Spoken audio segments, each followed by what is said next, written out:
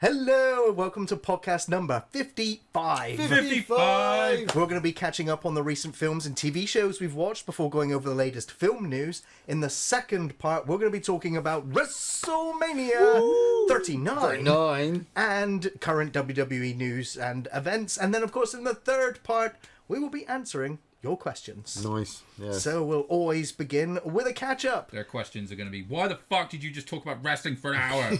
Because it's fucking real. Deal with it. This is what we love.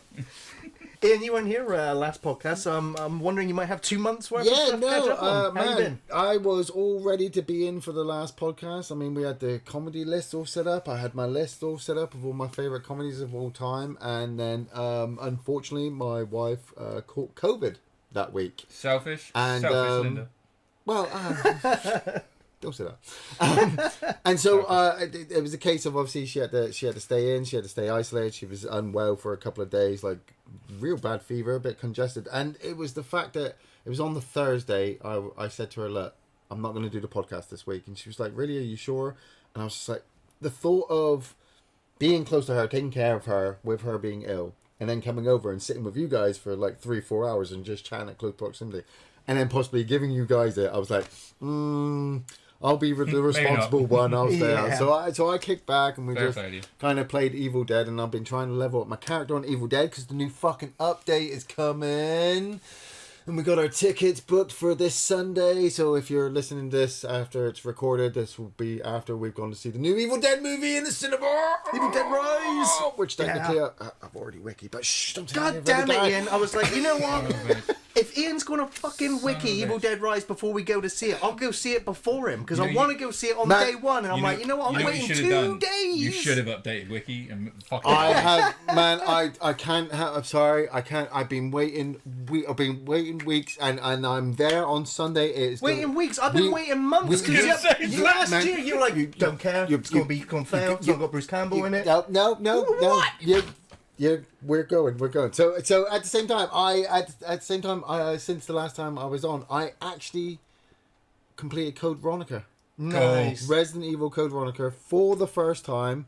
Obviously, I feel kind of bad because obviously the Gaming Friday video we did. You talked trash over it the entire time. About Code Veronica. I absolutely slayed it. For someone who never played it. Never played it, never wanted to play it. And I know why. Why are you sounding surprised like this doesn't all track? Yeah. Because, through watching, like, you do your run through and Soul Signal do his run through of Code Veronica, legacy-wise, I was like, look, I need to do 1, 2, 3, 4 in Code Veronica. Those are your main Resident Evil games. Kind of fuck 5, 6, 7, 8, Revelations, Outbreak, and all that kind of shit. Why?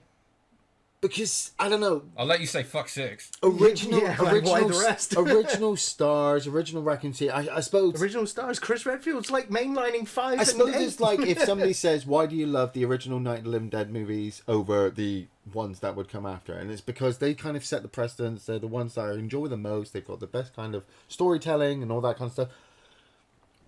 Code Veronica was the one game that was released for Dreamcast when the Dreamcast was first released. True. And wouldn't get another release until it would come back out on the PS2, which I think was a stupid fucking selling point from Sega. And so I hate Sega for what they did to Code Veronica, because Code Veronica is a pretty badass game. It's only consolation, they're dead now, so... Oh, yeah, they're owned by I guess you won. Hoping for the remake of Code Veronica would be really nice. I'd like to see what they would do with the Steve storyline, his character, because, oh my god, in that game, it's like watching Benny Hill, or fucking, what's his name, from Some Mothers Do Have 'Em. Frank Spencer, running around with a machine gun. Claire is just running around doing absolutely everything. Just tolerating him. And the fact that he sits there at one point, and spoilers, he's dying, and he goes, Claire, I love you. And she's like, Steve! And I'm sat there watching it for myself, and I'm thinking, he's literally known her for about 7 hours. Okay. Fair enough, those were the most traumatic 7 hours of his life, so you would fall in love with the first person you fucking come along. But... that was like, we've only got so much time left. We should... Oh, no, I love you. All the emotional values just kind of dropped after, because, like... It's video game writing, dude. It's fucking stupid. Yeah. Linda and I... 90s video game writing. Very. Linda and I have almost finished all 7 seasons of Malcolm in the Middle. Awesome. We started watching them on Disney Plus. Wanted Which to watch season them. does his dad start cooking meth? That is season 8 and 9. That's the one I after the series ends, because he leaves his wife because the wife wants to become a Malcolm judge. ends up becoming a NASCAR driver, dude. It's fucked No. up. He becomes a secret agent first. Oh yeah, and then he becomes a NASCAR driver using his skills as a secret agent. yeah. Obviously. So, These are all things fucking that Bryan Cranston, he's just so crazy, so eccentric, and the fact that they gave him all these crazy things to do, and you're watching him thinking, how is this woman still married to him? Knowing full well that obviously it's a comedy series and like obviously it's played against the wall. Based on my memories, I'm gonna say, how the fuck did he put up with her? I think it's a lie. She's one of the most annoying characters in TV history. But I shit you not, there's so much sex between them. Like, we're watching 7 seasons, and seriously, Hal just has to look at her, and you just know he just wants to. The fact that they've got 5 children. That will explain it all, because Hal is just a monster. 5? I thought they had 4. No, they have a little baby Jamie. Oh, I didn't. So Clearly, I didn't get this Francis, far. Dewey, Malcolm, The only thing I Reese, can and then contribute is Jamie. I remember when he's like, "Dad, I want to learn to roller skate," and he comes out doing that thing to Funky Town, and it is legit one of the funniest things I've ever seen. Man, shit you not. Do you remember Stevie, the little kind of African American black kid in the wheelchair? Oh, what the fuck? Yeah, right. He was fucking hilarious. That kid, he was amazing. So, at one point, his mum and dad are like the most controlling mum and dad you can ever have, because obviously he's got all these debilitating diseases. His dad's really big, isn't he? He's big. Yeah, his dad's really big, right? So then, they keep him in the storyline as the seasons go on, but then they drop the mum and dad. But they every now and again they keep bringing dad back. So they wrote mum out, right? They were just like, yeah, mum's character's gone. She walked out on Abe and she left. Like, she left her disabled child. Yes, mate. Yeah, it gets worse because So you're right watching this, but you'll fucking kick off at Egon for not. You know what I mean? Right. Like, No, but hold on. So about 4 or 5 episodes later, we get to the episode where it's called Kitty Returns, and Kitty was the name of Abe's wife, right? And so Kitty just turns up, and she's like, "I want to get back with my husband," and it turns out that she was so uptight, and she had only ever had sex with one man and only gave birth to one child. She's gone on a dick tour. She fucking... Yes. There was a point where... She went on a cross-country tour. There's a point where fucking Bryan That's what that's called. Where Bryan Cranston Howe is talking to her. We're learning today. Like, everybody saw what you could do. She's like, yes, I can never go back to this place. Or this place again. And then I can never go back to Disneyland. And I can never... And so all of a sudden, I'm sat there and I'm like... I gotta remember this is a kid's show, and I'd be sat there like age 15 thinking, my God, she went on a dick tour. But there's another part where Reese decides he wants to beat up Stevie because Stevie's always getting away with all the stuff because obviously of his disabilities and things like that, and he's always been rude. So Reese decides he wants to fight him, but to make it fair, because Stevie's in a wheelchair, Reese sits in a bucket of ice cold water for like 5 hours and freezes all of his legs so that he's lying on the floor. I'm listening. All right. But you're chuckling like that doesn't sound like a fair idea. No, because I know where this goes. Carry because on. As the episode's been going on, Stevie, who's incredibly smart, and he's up there with Malcolm, who's obviously a child genius. Stevie was getting inducted into a special college program, which involved robotics. And so he turns up at the garage, which Reese is in like a fucking exoskeleton suit that he pushes with his tongue. And he walks up to Reese, and while Reese is obviously paralysed on the floor, beats the fuck out of him. I feel like I just should have stuck with Malcolm in the Middle now. It sounds like it went off in a direction I wasn't quite... Malcolm in the Middle, some of the silliest writing. You can see why it kind of ended, but at the same time, it's some of the best 90s comedy. Like, people sit there, like, I'm sat there watching some of this stuff, like, oh yeah, you can see now why people have become kind of snowflakes, because I don't know if we can ever do this. Yeah.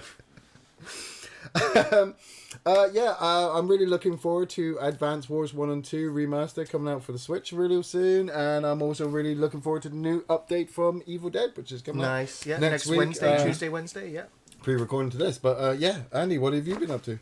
A bit of still playing COD. That new season updated, a bit more of the same. Yeah. So I've been enjoying. Well, one of the new maps. One of the other maps is fucking trash, but other than that, it's been good.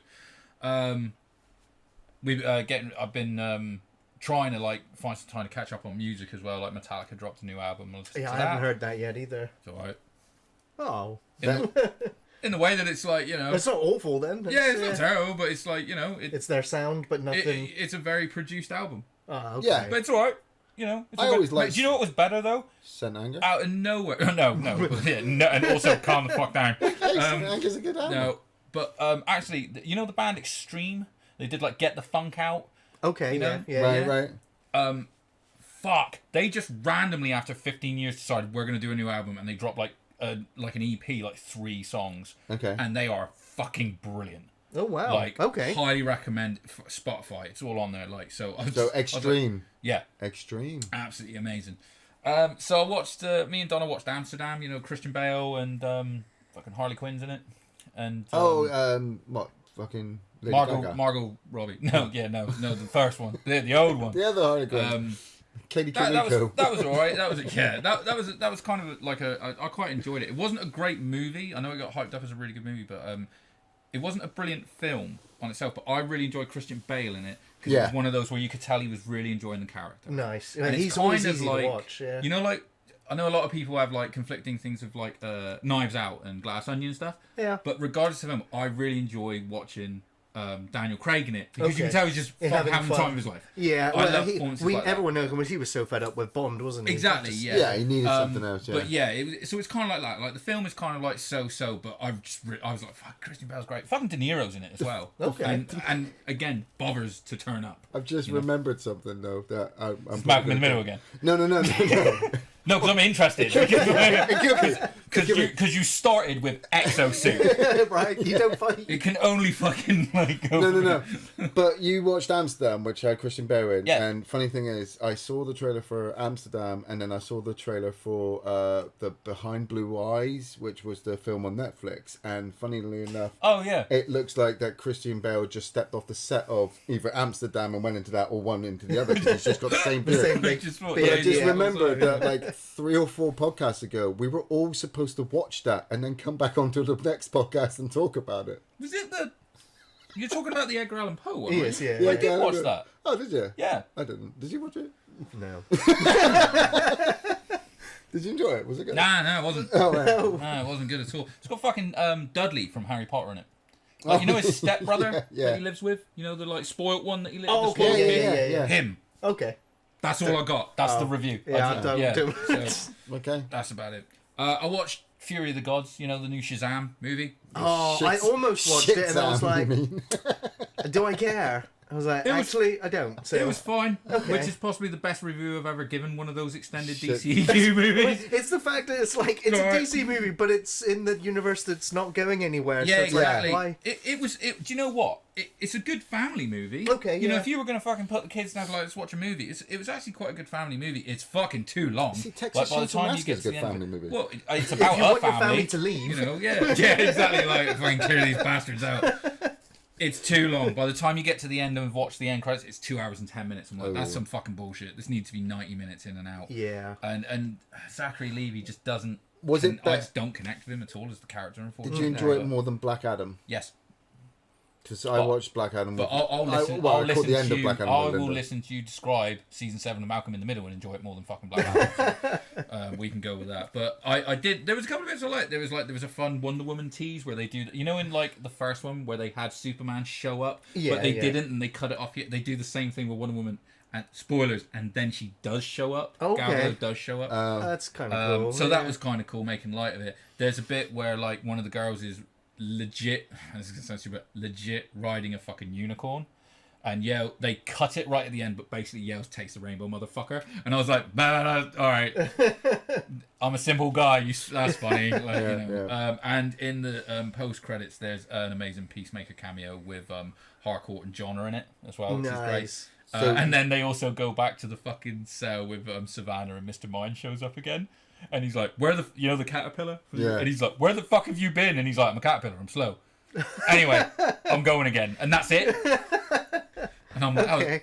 all that Nice little I was jokes, left yeah. with was, that was 2 hours and 10 fucking minutes. Yeah. Like, Yeah, too much. I watched Knock at the Cabin. I think we talked Oh about yeah, it. You watched it? yeah. Did you enjoy it? I really liked it. Oh, and I'm a bad, very yeah. harsh critic of Shyamalan. Yes, Shyamalan. he fell from grace quite spectacularly, but Great setting, but when did brilliant he level fall? of tension. Sorry? Like the happening but yeah, but people and the say- village. That was his Village team. was Well, bad. there we go. I What like was the the one I really village. I didn't like like? the happening. I didn't think Lady in the Water was all that. Fucking, what was the one on the beach recently? Old. Old, yeah. Fuck that movie. I You know, didn't mind that one. I mean, as concept movie. Split was good, but Glass wasn't great for the finish of that story. But that's what I mean. Yeah, that was bad. He ebbs and flows, doesn't he? But He I ebbs like and this flows. He ebbs and one. flows. Fucking Dave Bautista just goes from strength to strength. Yeah, I thought he was really good in that too. I know It some was people great. didn't like his Yeah. mumbly performance, but I liked really it. felt for that. Yeah. The I only think bit that annoyed me is there's a point that they show in the UK when all the disasters are going on, and I hate when they do this in American movies. I'm sorry, but when the woman comes out and goes, "I was looking into the parking lot," and I'm like, "No, you weren't. No. You was looking into the car park the lot." car Yeah. park lad. Fucking none of us know what a parking lot is, all right? Yeah. Fucking pissed me off. But other than So that, that's how we knew it was fake. that exactly. We don't talk Yeah, like if I that. was one of the Yeah, dudes yeah, in the he's chair, like, I'd have been like, "It's "Bullshit, fake." bullshit." Yeah. Like, it's not really happening. They fucking made this Crisis up. actor. Yeah, go. Fake news, fake news. On Netflix's documentary Waco, American Apocalypse, was based on the '93 incident in Texas where they were stockpiling I've been guns meaning and to like watch a that. million It was rounds of supposed to be, ammo. like, one of the massive gun Mate, it's shootouts. fucking 51-day siege. Yeah. How many people died? Oh, Two. Like no. no, it's like most. Do you know what? I Because don't. didn't they I don't poison? know. Did they poison themselves at the end, or did they? No, that's a different thing. No, yeah, it's different. I'd recommend you watch it. I'm trying not to. Every day it seems like another fucking It's shooting in true. America. Well, and that's I'm just true. like, Yeah, I suppose. Yeah, we don't. I'm good. I'm up to date with current shootings, but Yeah, yeah. But as a documentary for bringing in people from both sides of it, I like it when they manage to get Both sides story. in, and they did. That was good. I watched Cocaine Bear. Yep. The bear takes cocaine. He eats a lot of people. We talked about it last month. Yeah. It's great. Yeah. It's great. Yeah, all good for it. I'm Elizabeth looking forward Banks. to. I can't wait for LSD Shark. Yep. You know, and fucking Who Meth knew- Badger. And, whatever. Who knew else. Elizabeth Banks could actually direct a good movie? Yeah, man. Right, yeah, she very knocked it out of the park. Yeah. I think she did great. Last couple that I did, Luther, Fallen Sun, Okay. the movie on Netflix. Fuck! Oh, it's so good. I'm talking to you about Okay. it. You don't need to have seen the series. I haven't. The Idris Luther. Elba Idris playing- Elba. He's Andy. a cop psychologist. Well, no, he's a detective. He's a detective. He's very rough around the edges, obviously, and he kind of gets. But he Do you know gets what? I'm not into going the- to. I'm not yeah. going to spoil any of it. But all I would say is you don't need to have seen the series. Put it this way: I have watched series and couldn't remember a damn thing about it when I sat down to watch the because it's Yeah. been so long. All you need to know is that's Luther. He's you know? Idris Elba, yeah. Andy Serkis plays one of the most sinister villains I've ever seen anyone play, and I'm not exaggerating. Okay. I'm not gonna. It goes to a very dark place in the actual what's going on, and he's just one of those like. There's scenes with him where you're like, that motherfucker is evil. You know, it's very like quiet and just collected. When someone is Yeah. collected and you know they've got bad intentions, Because of that's scary. Because of his Gollum Oh. role and how he's able to switch so dynamically between Mate. the two characters, I can easily imagine that psycho villain. For anyone who's ever been like, oh, I'd love Idris Elba to play Bond, and I'd love Andy Serkis to play a Bond villain, you're like, just that's seen what- it. that's- Okay. you've just seen it happen, Yeah. and Wow. it is fucking excellent. I want to see him in Beast. And there's Beast is a fun movie, dude. Yeah. You know, it's great. Again, they spent money on Idris and the fucking tiger. lion. Yeah, yeah, That's yeah, it. yeah. That is it. It's on Netflix. Fucking watch it. It's amazing. And then the last couple of bits, I watched Batman: The Doom That Comes to Gotham. Animated. one, yeah. Animated. Batman set in the 1920s. H.P. Lovecraft, Cthulhu style Batman. You'll love it. Trust I me. will love this. It's brilliant. You've got like Penguin releasing this like Lovecraftian beast from the Arctic. Loads of imagery. You know, that I actually didn't mind when they did Popcorn and Pearls on this one because it actually like they reimagined it and stuff. When they you got like Oliver Queen's in it, you've got Harvey Dent in it, and then eventually Two-Face, and it's like to give you an idea of like they Lovecraft up all of the villains. Where like so Two-Face, for example, by the time he is Two-Face. Think the mother and son out of Color from Space. Wow. Okay. So like a conjoined Like, monstrosity. yeah, Yeah. And you've got like Raz and Talia in it as well, which is Joker turn up? yes, I believe so.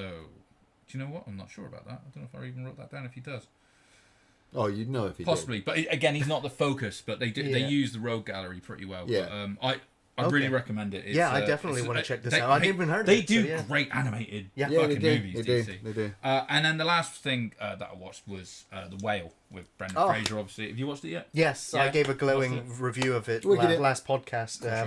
Big fan of Aronofsky, huge fan of Brendan Fraser as well. Seeing the two of them together, come back for both of them really, and I also really enjoy. I forget her name, the Stranger Things girl.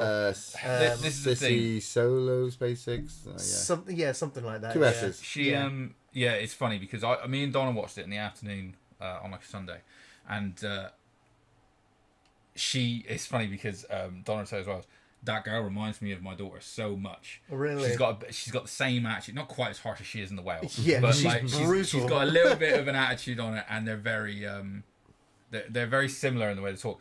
So, like, when we watch Stranger Things, and obviously, spoilers, when Max gets in trouble at the end and everything, I'm starting to lose my mind a little bit because that's what I'm seeing. Mate, that last, 10, 15 minutes, I was an absolute wreck. Yeah. I was, if I wasn't anyway just from performances, because it connected to me so much and stuff, I was just absolutely broken after the movie. Loved it. He deserved that Oscar. Yeah, I think so. And also it's funny because I had it in my Sadie head. Sink, thank you. I had it in my head for some reason that was the only Oscar the Whale won, was him for Best Actor. And when you see him in the shower, I'm like, how the fuck did this not win Best Makeup? Oh, Yeah. it did. Sorry. Yeah, the suit was. Oh, well done, the Academy. Yeah. It looked amazing. And again, another good example of you don't need a lot. It's all in one It's this house. room, Yeah. basically. Yeah. And just the little addition of characters here and there, like the guys delivering pizzas and stuff. Yeah. That, the relationships the way that build, pays off Yeah. is so well done. And the guy's got 9 words in that movie. Yeah. And he has a bigger impact for stealing a scene than most people do in an entire movie. film. Yeah. And it's a testament to the writing, direction, and the performances. So yeah, a real fucking gem that is. Fucking Aronofsky, mate. Yeah, totally. Awesome. I watched a few things. One of the ones that I was surprised I actually got around to watching was Ant-Man 3. There's a lot of threes in my catch up. But yeah, Ant-Man and the Wasp: Quantumania. You guys know I enjoyed the first Ant-Man film. I was like, this is great. Like that action scene where they're fighting inside the briefcase or on the train tracks. Yeah. The model, of course. Yeah, The big Thomas when it Yeah, bursts out. exactly. It's So, like, that was clever. And then when it cuts to the wide shot and it's just like, Yeah. falls over. It's like, but that was great. The second one I switched off. I got so bored. I was so zoned out of the movie throughout. I was like, the middle of that movie. Yeah. It's got problems. so It's a bridge. But I enjoyed the It's a ending. bridge for Yeah. number 3. It's a bridge for number 3. well, I mean, It's like Iron Man 2. Well, no, I think Ant-Man and the Wasp was, again, it was a bridge for Endgame. Yeah, I was going to say exactly. It was a bridge for Endgame. Oh, yeah, that as well, So yeah, it was really like, in a way, everyone was like, "Yeah, that's fucking great, but can we find out what happened after everyone got blipped, please?" Yeah. Right. So, Yeah. Yeah. I know what you mean. But of course, there's a lot of negative fan reaction or criticism. Mainly, I think it's critics that really I've not didn't like seen it Ant-Man. yet. Man, I've the new seen guy, critics a lot, was it really. Jonathan Majors who plays Kang? Yes. Yeah. He yeah. is gone. Well, I'll get to Jonathan Majors Yeah, I saw some in a shit minute, this week, I was actually. like, But Jonathan Majors was really good in it. Of course, Paul Rudd was really good. Yeah. Michael Douglas, Michelle Pfeiffer's really good. Yes. Special effects were outstanding. The story was wibbly wobbly, but it was It's a comic book. Yeah, exactly. It was a comic book, so it all takes place in the bloody microverse. Yeah. But honestly, visually, there were so many crazy ideas, bizarre aliens. That I was just like, wow! Like the special effects team got to run wild with their imaginations here. They look good because I heard a lot of criticism about the CGI. So I thought it looked pretty good actually. I thought Okay. the CGI was Cool. pretty good. I mean, there's like with most of these big Marvel movies, when the only thing on screen that's real are the actors' faces, and everything else is Everything CGI. else There's is a like few the shots. clothes they're wearing over Yeah. there. fuck's Yeah, sake, yeah. There's a few shots that are like that where you just like it's so obvious, but for the most part, I thought it was pretty good. I also looked at this not like as me, an adult watching a movie, kind of, but I was like, this is like, for me, if I was a kid, I would have loved this film. Yeah. And it just reminded me of Honey, I Shrunk the Kids all over again. Nice. And I was like, this is just another perfect family-friendly movie, with a good adventure and good interactions. Yeah. I was like, overall, yeah, like for me, an average movie. But I had fun with it, so it's not great, but it's not awful. So I think you'll have fun with it. I don't think it was as bad as the critics maybe have said it was. But Yeah. We're never going to get to Endgame again. I finished it. Everyone's I got finished to this deal one. with it. See, that's funny because I still haven't finished Black Panther 2. Oh dear, it says a lot when you can't finish and don't go back. The girls were so good in that movie. And ironically, it's when Namor turns up that I was like, this is sucking so hard. Yeah. So another 3. Creed 3. Creed I 3. do apologise, Andy. I did. Fucking saw it without me. Went and watched it without you. I was going to watch it. And I was like, no, me and Gary have been in cinema both times. To be fair, it's probably not even in the cinema anymore. So It's it's fair. I'll watch it next week. But yeah, Jonathan Majors was again really good here. That's where I'm going to detour in sort of news. Wait, really, is he the guy? Jonathan Majors is the He's villain Kang in as Creed well. 3, and he's the villain in Oh, Creed 3. shit. Yeah. And I was going to say he was fantastic. The first time I saw him was in Lovecraft Country a few years ago. Wow. Then I saw Devotion early this year or end of last year, where he was fantastic in that. I was like, this man's really good. Then he's in Ant-Man. Then he's in Creed. And now he's in custody. Yeah, I was gonna say. Burn. Yeah, he's been charged with several counts of assault in the 3rd degree, 3 counts of attempted assault in the 3rd degree, 1 account of aggravated harassment in the 2nd degree, and 1 count of harassment in something else. Now, his lawyers have denied the claims. He's come out and said, Of course I'm they have. innocent. Yeah. But his talent agency have released him. All the other projects he was due to be involved in have dropped him, and now Yeah. everyone is literally waiting for Disney to drop him as well. They've already Right. they've already already dropped done him. Loki. Here's so, something I'm going to say, though, right? Okay, so Creed 3 especially. Yeah, How fucking big is he in that movie? he's a giant. Right. massive. So I've seen, because, you know, He's a I'm beast, into yeah. bodybuilding and stuff like that. So Yeah. I watched like a little documentary thing of him training and his trainer with him and saying about like, even the trainer's like, I've never seen someone work this hard before. He is a fucking animal. The weight he can lift for his size even is disproportionate. So I'm thinking, if he assaulted someone, they should probably be dead. Yeah. So I'm now feeling like, well, maybe he did do it then, because I get the feeling if he really wanted to assault someone, you're fucked. So there's but there's all sorts of stories about how the woman may have had psychological issues. She may have been on drugs or some other things. And so he it looked likely that the charges were going to get dropped. He was going to get released. But now 6-7 more charges from other women have come up. So it's like, not good. it's not an That's not isolated good. thing. So now when Yeah. Hey, you know, if he is fucking guilty, then yeah, like exactly, which is a real shame because I thought like his launch, his trajectory into stardom has just gone whoop. he's one of those Yeah. guys. He's done a Tom Hardy in a way. Yeah. As in, it's like Tom Hardy was in a load of stuff Yeah. that never really made him famous. Then had a couple of things that did, and everyone's like, "Oh fuck, he's been around for ages." Like, Yeah. why Yeah. is he in everything? I'm seeing him everywhere suddenly. Jonathan Majors, like I saw him in. Loki Yeah. first. That's the Yeah. first thing I saw. Yeah. And That's then the first thing I saw. it started coming up what he was in, and then he was coming in Creed, and then all those other series popped up kind of in my feed because he was a hot topic, and I was like, oh, this guy's been around for ages. What the Right, fuck? I've yeah. never even fucking seen him That's before. the thing that shocked me Yeah. because immediately, because I was looking forward to seeing how he played Kang in Ant-Man. Yeah. Didn't realize he was in Creed Yeah, 3. that, like as in because of the variant both, thing, right? yeah, both of them dropped, and then all of a sudden, this person comes forward and says, "Oh yeah, he beat me," and I'm like, "Where? When? Where's the evidence? Where's the pictures?" But before they could even do that, they were everybody just dropped him, which I understand from a business point of view. It's to protect yourself, you know, and then obviously Oh, he it's has to sucks. go It's out. cut- And, it's cutthroat he has as to go out fuck, and but deal it's- with it himself. That's the environment. But Yeah. like you said, if he was doing all this training for Creed, and he was also trying to do all this stuff for other movies, and he's trying to get his life on track, but he's got somebody in his life who's not a great influence, and he happened to just accidentally push them, they could easily just take that to the papers, and you've got 6 months worth of tabloid. It's not good when Wasn't 6 winning. other people come out though and go, Yeah, "This that's also the happened thing, to me." like, That's which when is it's also like, pre-bodybuilding Maybe stuff. I'm just thinking it out. Maybe it was an orgy, and he pushed them all off. just remind me to never hire you as my defense lawyer. This is the story. In my It's your defense, Your Honour, when he hit them all, it was at once in the same room. They were all in a queue. They just, So who's the real victim here? You're fired. It's not really a destroyer.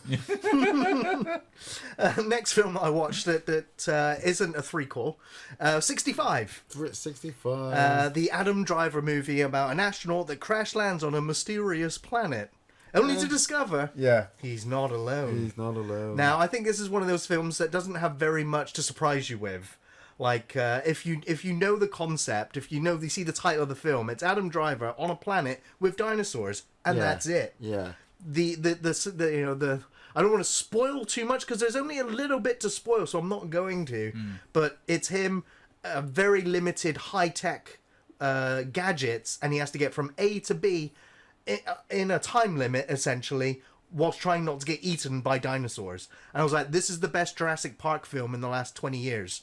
Like, it's not a great film, but Adam Driver carries it on his own on screen. I'm not surprised. We watched Dominion the other day, and I'm not surprised that that's fucking better. Yeah. Jesus. I have still not watched Dominion. So yeah, if you want a special effects film, if you want a film that's over in 90 minutes, it looks fantastic. Yeah. And Adam Driver carries it like on his own on screen. Basically, he's interesting That's to all look you want at and is watch. Turok, isn't it? Yeah. You just want him to have a cerebral bore in that bitch. But it also, Ping. I mean, it also kind of reminds me of what's it? Not Oblivion with Tom Cruise. The other one with That's what I was thinking fucking about. Will Smith. Legend. No. Oh, the Scientology movie. where he fucking crashes and he sends his son out. The and he Scientology fucking movie. shit. Yeah. Yeah. I'm just like, okay, it's good. Chat, help. Yeah. Yeah, I'm not The sure. Scientology movie with Earth. Another no. No. No, After Earth. After Earth. I stopped watching it after 10 minutes. So yeah. I'd rather After Eight. Yeah. So yeah, it's not the best movie ever, 65, but I think it's worth a watch. Though it's like, it's definitely like, it's the sort of one that I would say would pass the time. But I think it's one that you'd end up looking over and going, actually, I'm going to see where this goes. Next thing I want to talk about is Resident Evil 4 Remake. Ooh, nice. My gosh, we have been spoiled so far this year in terms of quality video games and also remakes. So Dead Space a few months ago, now Resident Evil 4 Remake. It's a quality product from Capcom. I think it's top tier in every way, from the sound design, the animations, the music, the gameplay. It all shines. The only thing that I think is a huge blemish on this otherwise stellar offering from Capcom is the late addition of the microtransactions into that game is a disgusting business practice that otherwise a tiny blemish on an otherwise fantastic at least it's game. a full game this time, not like 3. Yeah. Well, I mean, that was a full game. That was a full game. Just It's a very short full game. yeah. Code Veronica remake. Back to the number 3s. Mando season 3. The Mandalorian season 3 is just wrapped. Iain, are you a fan? You still watching? I said to you a couple of days ago, didn't I? I wanted to watch it, and then the first couple of episodes came out, and I missed the timing, so I was just like, I'll wait for them all to come out, and then I'll binge watch them. And so now they've all come out, and I'm like, right, bank holiday's coming up. I'm gonna binge watch them all through. Nice. And I'm glad because, like you said, people get so wrapped up in it. As soon as it comes out, it's like, oh, it's the best TV ever. Next episode, oh, it's the worst TV ever. Oh, it's the best TV ever. Oh, it's the worst TV. And I'm just like, just fucking give me Mando season 4.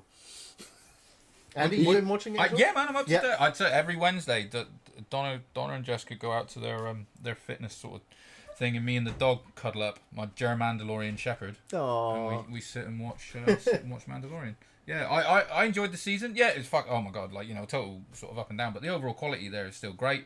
That last episode was like watching one of the original movies. Nice. I think, to me, like the sound design and the something about the cameras, the angles and everything that they shot Jack it Black in. was in it as well, wasn't he? Well, he was in this season, but just specifically that last episode really felt.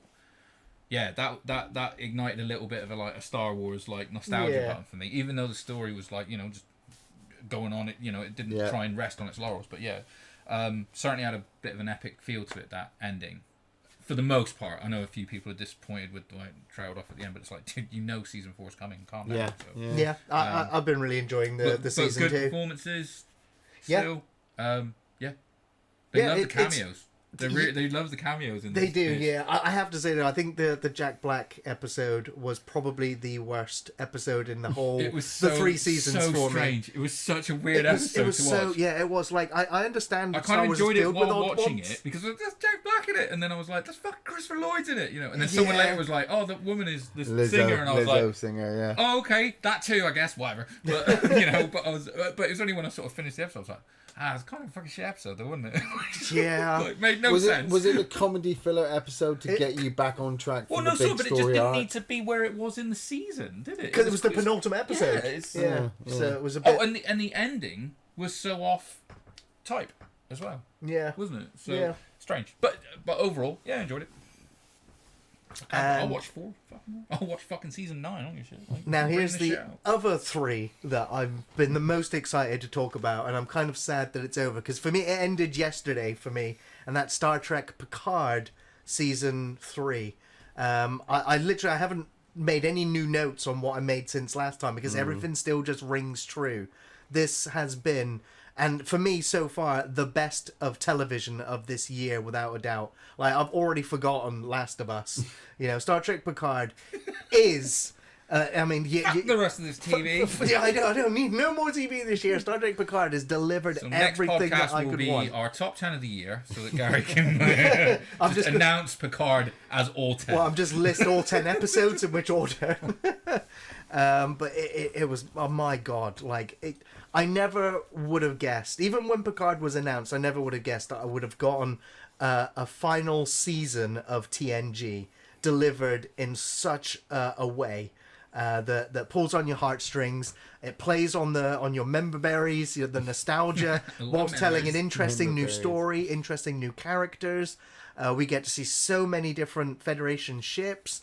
Yeah, it has the battles in the pew-pews, and yeah, it does the Borg again. But it does it in a very interesting way. The character dynamics. Who doesn't love the fucking Borg? They made the Borg scary again. Yeah. And the character interactions and interplay. Michael Dorn, Worf, was an absolute standout. So damn funny. So yeah, there are so many moments. You make me want to watch just the last couple of episodes now, just to because I like the Next Generation. I would just say if you've ever been a fan of the Next Generation, fuck Picard season 1 and 2. It is awful. So that's awful. the problem. I binned off halfway through season 1. Yeah, and so I can't. This is shit. If there's anything I want to do with this segment here on the podcast is that if you were a TNG fan and you tuned out because modern Trek sucks, I hear you. Season 3 of Picard is worth your time if you're a fan of TNG, because I'm not the biggest fan of the TNG movies. Generations, First Contact has its moments. First Contact's good. But, Insurrection and Nemesis are just bad. They're bad. And, Insurrection is Nemesis really ends TNG on such a downer with the death of Data, whereas the last episode of TNG has that moment where they're all finally sat playing poker together. Wait. Hold on. Because Data dies in Nemesis. So this Data that they brought in isn't the brother that they've just given the memories of from the end of that movie. I'm not going to say, because Data comes back in season 1 of Picard, and that version of Data also dies. Right, okay. Season 2 has Brent Spiner playing the fucking Sung Dynasty throughout time. Right, okay. And, small spoilers, the Data that we have in the third one, Brent Spiner plays Data, Lore, B4, and another Sung. So B4 is the one from Nemesis? Yes. Right. But the... Yeah, no. There's a lot of Sung androids. But what I will say is Brent Spiner in one scene literally plays all 4 characters. Yeah. He bounces between them all incredibly well. Man, I want to watch Nutty Professor now. If you're a Trek fan and you stayed out of modern Trek, watch season 3 of Picard. It won't let you down. The first 4 episodes are like a movie in of itself. Then you've got 2 episodes and then another 4 episodes that's like the second part, and it's great. So yeah. Gonna miss it now. Now the only thing is that show Picard does leave the door open for what Terry Matalas wants to do. His new Star Trek show people are talking about called Star Trek Legacy, which will tell the story of other legacy characters from Star Trek history. That was the Xbox game. It was, yeah. But I think it's a great title for a Star Trek show. Can tell stories throughout time.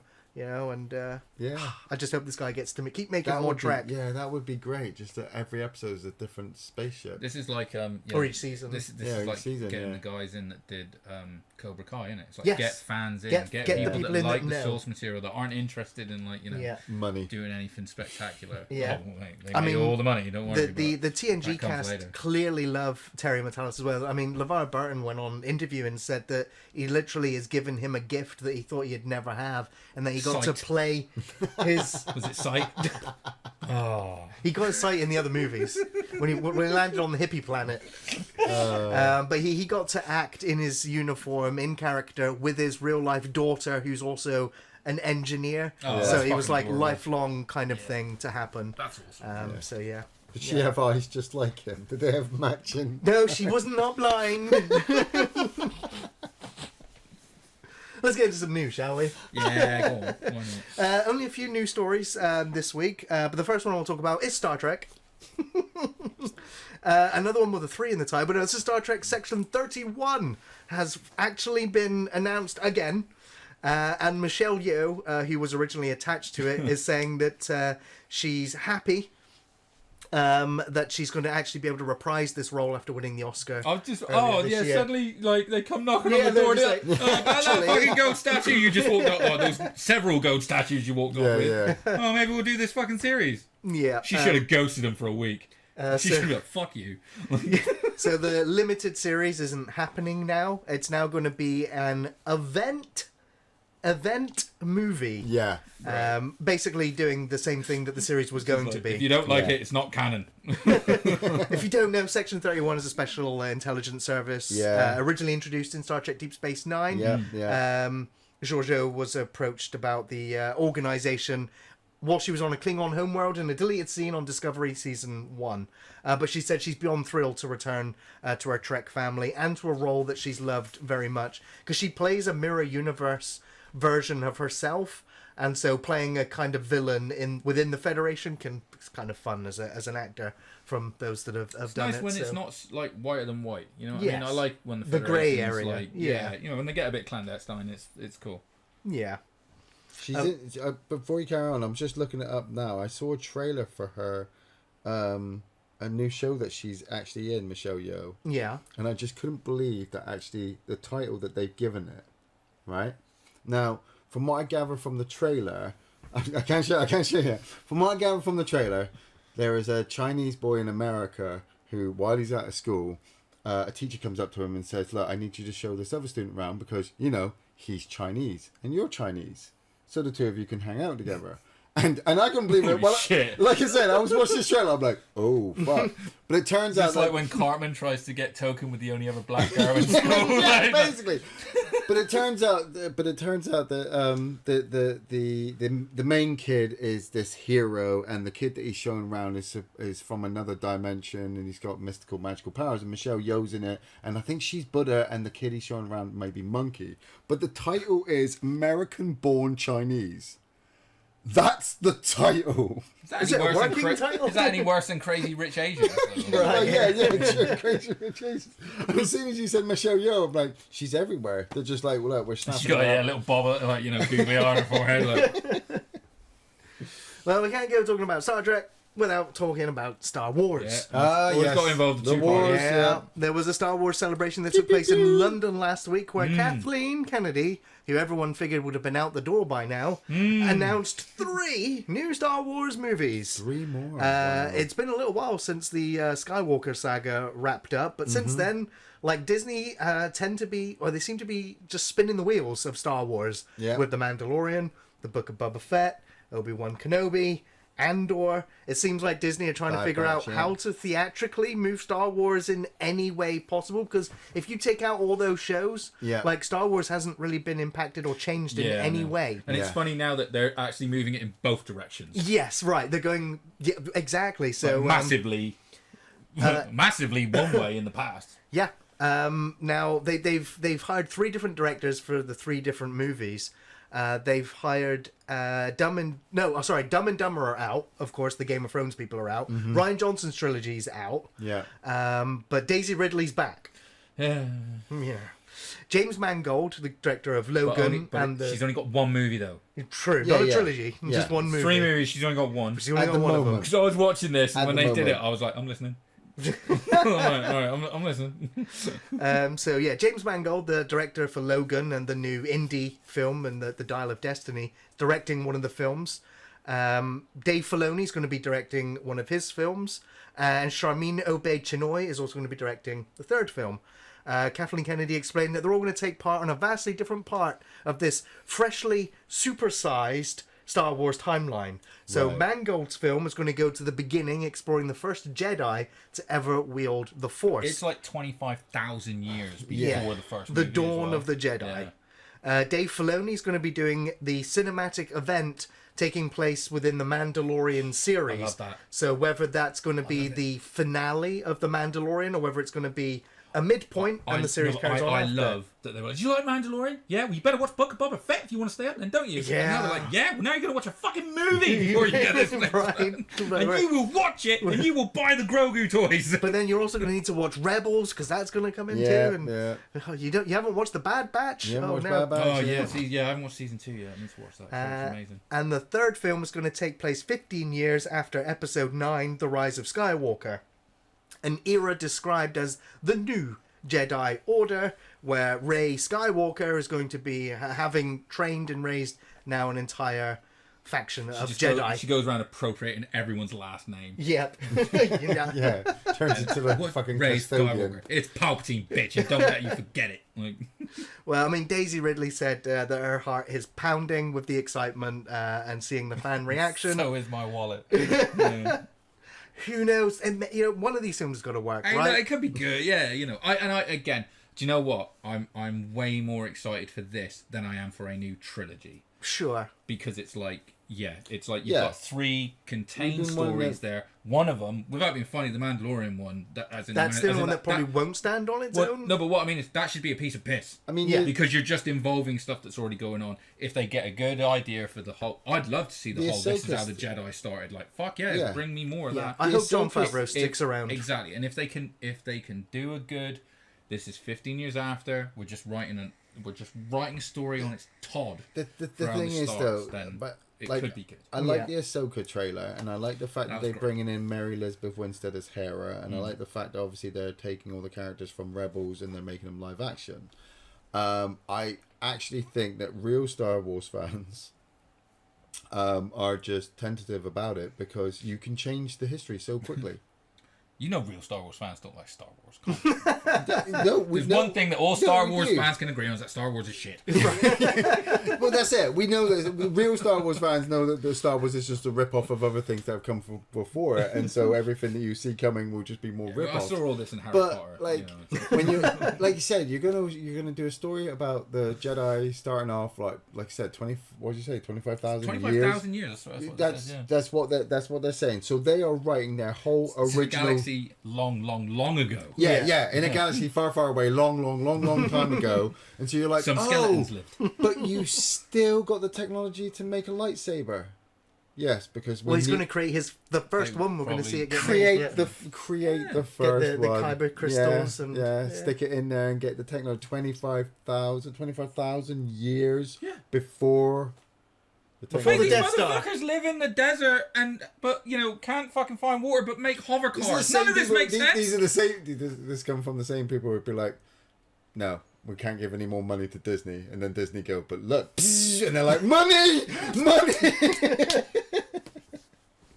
Mate, yeah, that's how that works. Sometimes all you've got to hear is. I know. I'm like with my wallet, like. Bro, I know, bro. What's going I on? was there. I did. I bought the Dark Forces games. I bought all the books and all that. That's what I'm saying. As a Act like fan, we're not all part of the Yeah, problem. no, we are all part of the problem. That's Hey, what I'm saying. Just re-upped my Disney fucking thing, and I didn't give a fuck. I was, take my money. That's bitch. it. Oh, plastic crack. Yeah. Plastic crack. All right, let's get into some quick fire news, shall we? Yeah. Mia Goth. I sometimes try to avoid as many Marvel and DC stories for the news segment as I can. Yeah. But Bitch. I mean, it's always one story that kind of crops up. And now here's two. Mia Goth has joined Marvel's Blade. Seems like she's in hot demand right now after Yeah. X, Pearl, and Infinity Pool's success. No word on what character she's going to be playing yet, but I'm sure that's going to draw some extra attention. Fingers crossed, because that's got a bit of development problem from what I keep hearing. Okay. Where it's like it was supposed to be all but done, and then they've gone back, and so yeah. I guess we'll Fingers find crossed. out. I want Yeah. Blade to be good. Wouldn't it be gory?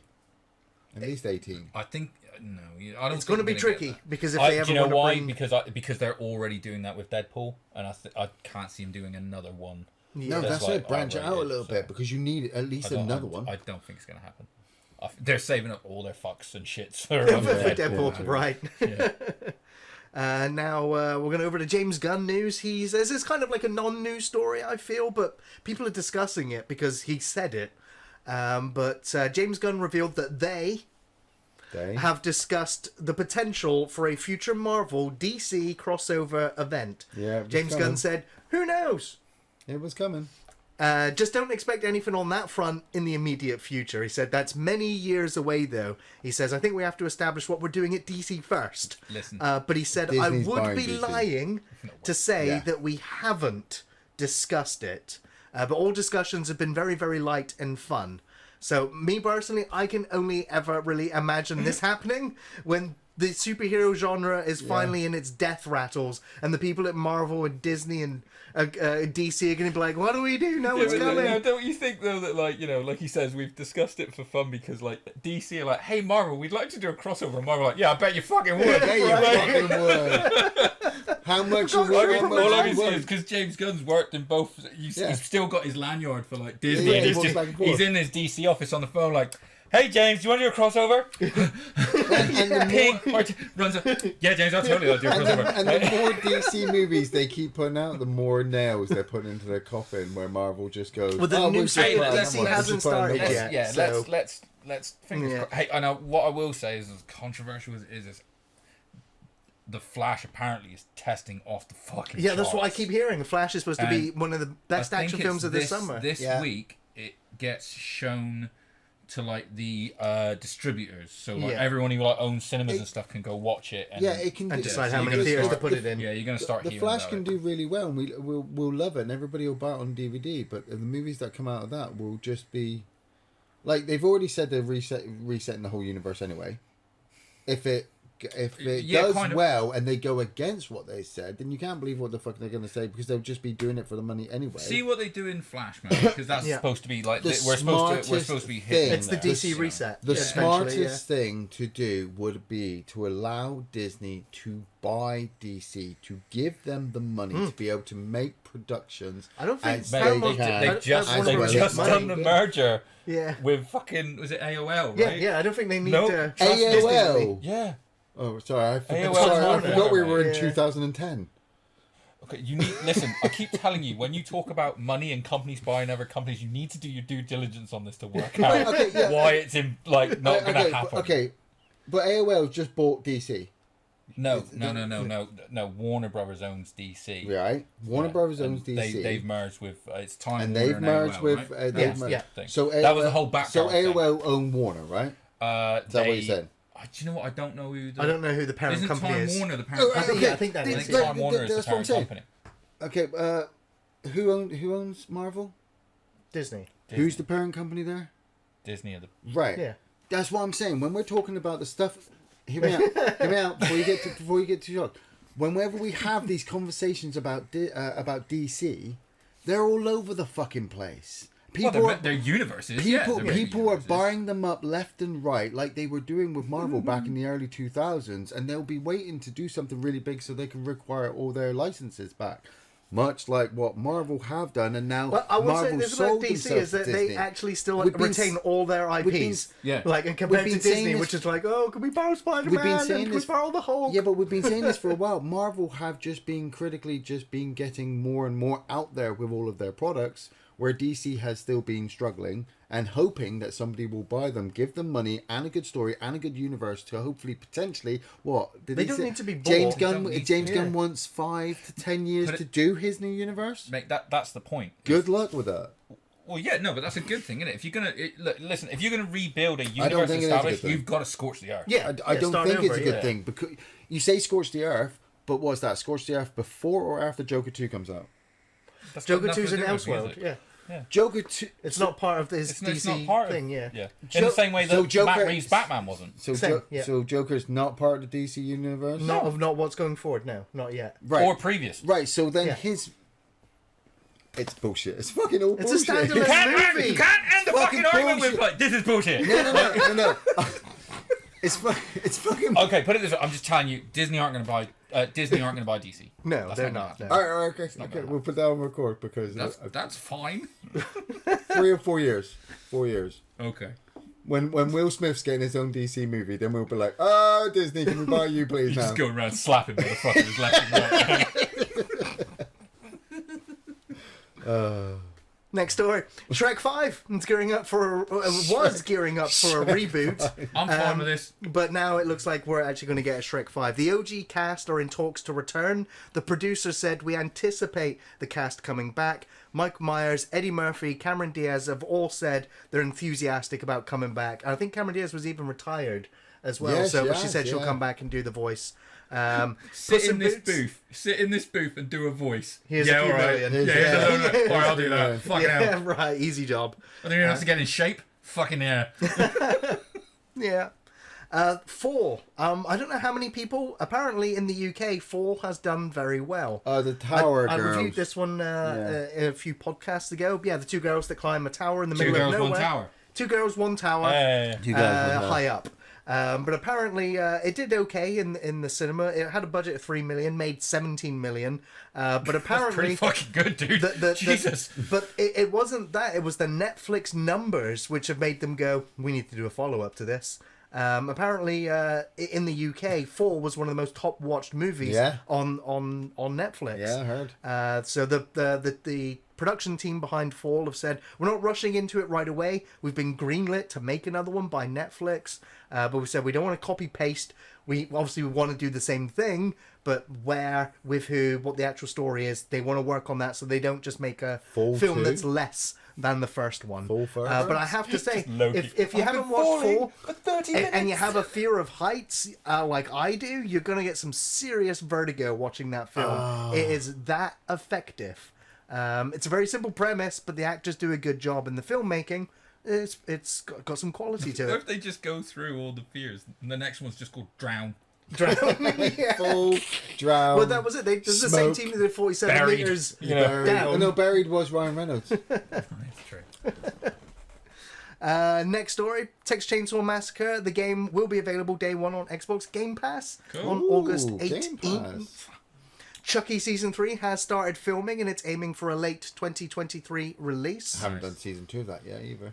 Ghostbusters Afterlife sequel is now in production as William Atherton as Walter Peck has been seen at the Firehouse in New York with Ernie Hudson. Yeah. Oh, that is good news. That's going to be releasing December 20th this year. And our last news story. That's awesome. Amazon Studios are looking to revive the RoboCop franchise for a TV series, with maybe films to follow depending on the reaction to it. Amazon now owns MGM, and Deadline have reported that Amazon have listed RoboCop. Female Murphy, the world would fucking explode. Like, but literally, just like the same, right? Murphy's a woman, but just like at the beginning of RoboCop, she gets fucking blasted with shotguns and then gets put inside a cybernetic suit. For all the shit I just gave you about not knowing your shit on figures, I'm saying that might ride out. Dude, he may be right. It could work, yeah. And she has 2 guns, like Cable from the other TV series. She's like running and fucking yeah, bro. So other ones that they're looking at doing as well as Stargate, The Magnificent Seven, Pink Panther, and Legally Blonde are the ones that they've been listed as potential properties that they've acquired to work on. Wait, Legally Blonde, the TV series? No, I'm just saying that Amazon Studios now owns the IP because of the MGM merger. Right. So that they've listed it as a potential to reboot, sequelize, or TV series, or whatever they want to do with it. So yeah, they're doing as well as Stargate and some others. But that's what I'm saying. That's what they're doing as well. They're like, look, these are really successful. Let's remake Stargate. Is it? If you don't put Kurt Russell in, it's going to suck. I suppose it'd be Warner Brothers. Well, I think the TV series lasted long enough without him. The TV series did, but that's why they won't do very well unless they do a TV series as good as the Stargates. Because I watched all the way through, and that it didn't start off great. Well, but I don't think they'll ever do a RoboCop as good as the original one as well. True. But who's doing? I suppose it's Warner Brothers, right? But who's putting out the Harry Potter remake? Then? I think is it HBO? I think that's what. Okay, it is HBO. Yeah, that's. That went from like a little whisper like a few weeks ago to like the last week. It's just been like, no, we're fucking we're doing like a 7 to 10 season arc every book thing. But so it's been 10 years now since the RoboCop remake. There's a new RoboCop game coming out soon. Great. Yeah. Oh, That is God. PS2 graphics, but it looks fucking great. That fucking There's also game. a documentary coming out soon called RoboDoc, which is a documentary on the entire life story of all of the RoboCop franchise to date, coming out this year. So it seems like there's a bit of RoboCop activity. Yeah, it's called RoboDoc. Amazing. Yeah. Alrighty, now I've got a couple of trailers as well that I just want to quickly talk about before we end this segment. First trailer is Insidious 5. Insidious The Red Door. Now, I've not been too big a fan of the Insidious series. I like the Patrick Wilson ones. Patrick Wilson's back, reprising the role in this one. And also, out of curiosity for this film, it's also Patrick Wilson's directorial debut. So I'm kind of curious to see this as a horror sequel and also to see what he can do as a filmmaker. Because I've enjoyed his roles in the Conjuring films too. But yeah, so... Do you know Insidious is a bit of a... It's almost like a bit of a guilty pleasure. I know we say we don't have guilty pleasure. Guilty It's kind pleasure of a horror. guilty pleasure horror franchise. It's such a fantasy horror. I just quite like the baddies in each one, if you know what I mean. I'm quite interested, like, you know, what they do with that. They're not brilliant, but... I like the whole spectral realm thing that they explore. Yeah. It's, I hate the fact that these films are based on two people who actually made a sham out of Paranormal. No, Activity. that's No, you think of the Conjuring. Conjuring. Sorry, my mistake. You said it was fucking... It's the same guy You, who's you in said, both, you yeah. said it was Yeah, Luke Wilson's older brother, right, directing it, right? What? Fucking Patrick Wilson, I was making a joke. Yeah. But it's like, I couldn't get into those films. Just like, oh, it's based on this man and this woman's investigations where they've actually gone and got these dolls and these books. Yeah, and they've that's actually... the Conjuring. Yeah, but it's... Yeah. Dude, it's the Not point... Insidious. It's the point that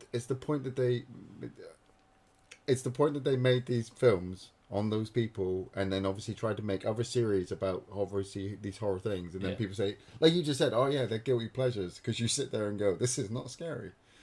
Well, It's fun to watch for 5 minutes. I could go back and watch Terrifier, but there's a reason why I tell don't you go right back. now, that first fucking movie where the Darth Maul's fucking angry The Red twin, Demon thing, yeah. that was pretty fucking badass until he started running and they showed his little hoofs doing this for some reason. Yeah, and started I doing was the like, why the tropey fuck would you show that?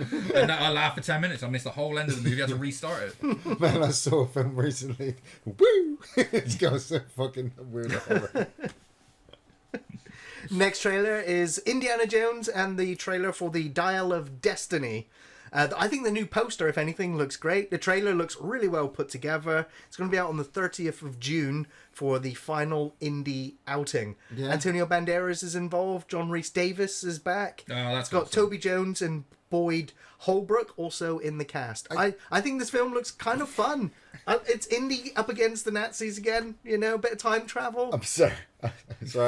I'm sorry to shit on this again, but Power through it. how are we supposed to forget Shia LaBeouf? Well, easy, he's not in this one. Hollywood is asking itself that very question. dude. It's like, It was really How easy do we for forget me. about Shia I love LaBeouf? the Because we've been fact that trying. this trailer dropped and everyone's like, "Woo, Indy's back!" And I'm like, "That's what you all said last time." And then he climbed in the fridge and you all cried for fucking 3 months. Yeah, but more than 3 months. They're gonna do this now because they've got the daughter of one of his friends, and from the trailer you see kind of a flashback of him working with this person, and then it'll jump to the future, and then it's her grown up, and then him and her running around doing all this crazy shit. Looks great. Harrison Ford looks like he's going through the paces again. But as an Indiana Jones fan, I liked Kingdom of the Crystal Skull because it's all fucking fake, right? I What do you mean believe. fake? I believe The aliens are fake, man. Yeah. I I wanna believe know. in I'm aliens curious, in like- South America more watched than too I much History believe Channel. in Ark of the Covenant or a fucking cup that was obviously made by a carpenter's son. Yeah, but the you problem know, is crossing the streams. No, I'm serious. Like you built the original story.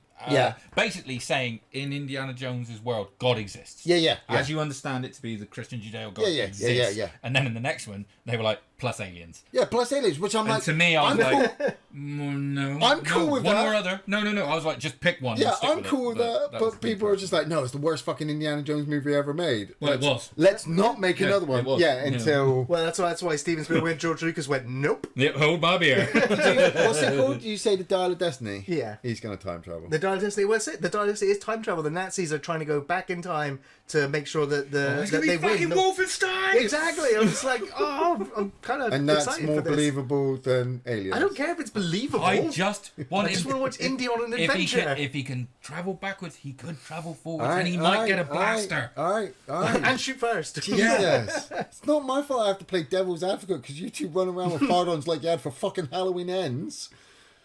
What? Carry I don't on. remember having fun with that movie. You did. The last trailer I want to talk about is Still. Ian, would you want to hate on this one? You talk shit about Michael J. You want to Fox. talk shit about Michael J. Fox now? I can't talk shit about Michael J. Fox. He's one of the greatest fucking actors of Exactly. our time. I'll be honest and say I've not watched the trailer for Still, but I just want to make sure people know of its existence. Yeah, If you're a it's- fan of Michael J. Fox, Yeah. you'll want to watch this to explore his personal and professional triumphs Yeah. and travails, and see what happens when an incurable optimist confronts an incurable disease, and how this man has persevered and still remained, I guess, retained his fame. It's and like still, Val all over again. Yeah. Yeah. And he's just such a good-natured, sweet person who was in so many iconic 80s, 90s movies and shows that it's to see him struggle and stay as good as he is I think this documentary should be amazing and a real eye-opener. So I'm not sure when this one's out, but definitely one to look out for. Do we know where it's out? Do you know what I Not mean? It's yet, not- no. I think I saw it at the end. I think it was going to be on Amazon. Okay, right. I think that's Okay. where I Already saw paid it, for it, and I I was do. just like, okay, hopefully the DVD or Yeah. whatever will come out like we did with the Val one. But from what I saw of the trailer, one of the hardest things. I think you might be right because I think that's where I saw the trailer. Well, Actually, Yeah, one of the hardest things was watching him face the camera and try to be as honest as he can, while obviously going through his disability. yeah. But seeing as well the fact that he's got such control over it because he's been dealing with it for so long that he can do his talking and explain to you, and you I was just like, man, oh my god, this guy's so fucking amazing. Yeah. There is, of course, one other trailer that came out, and that was for Barbie. We talked about the Barbie girl trailer last podcast, and Why it's the just fuck- absolutely... What? It's the same sort of insanity where you're just like, they're making a movie about pixels. You're like, what? They're making a movie about Angry like Birds? emoji. Yeah, The yeah, emoji true, movie, yeah. and now we're getting a Barbie movie, a Super Mario movie, a Sonic movie. It's like Battleships movie, Connect 4 movie. Oh god, you know? a Connect That's 4 what I'm movie just would be like- great. But honestly, the Barbie, I'll watch that. the Barbie movie, I don't know if the trailers are tricking everyone into thinking the movie's going to be what the trailer's selling it as. Hey, it could be the most it genius could be an marketing of all ultimate time, subversion. right? I don't know, Yeah. but the trailer, you have to see it to believe it, to see it, to just do it. Just open your eyes to it. People say to me, Ian, why do you wiki your movies? Barbie, motherfucker. Barbie. I have no fucking interest to see that fucking movie, but I know half the world's going to see But I will it. read about it while I'm taking a shit. I'm gonna read I it will wiki it on the just toilet, to see what goddammit. the fucking point is, and then I'll decide after that if it needs an Oscar or not.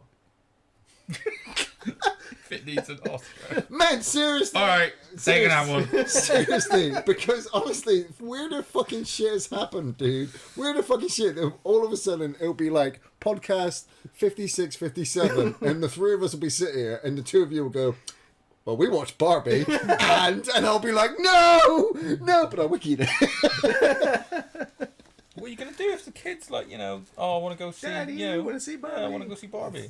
Then you... Well, the grand girl, the grand girl, they might want to go. Bro, that would be my reason to go see it. You're going to watch That's what it I'm saying. Ian's willingly gonna be the one at sat here home. going, guys. Wait, bitch, I didn't even watch the fucking trailer. Why the fuck am I going to watch Barbie?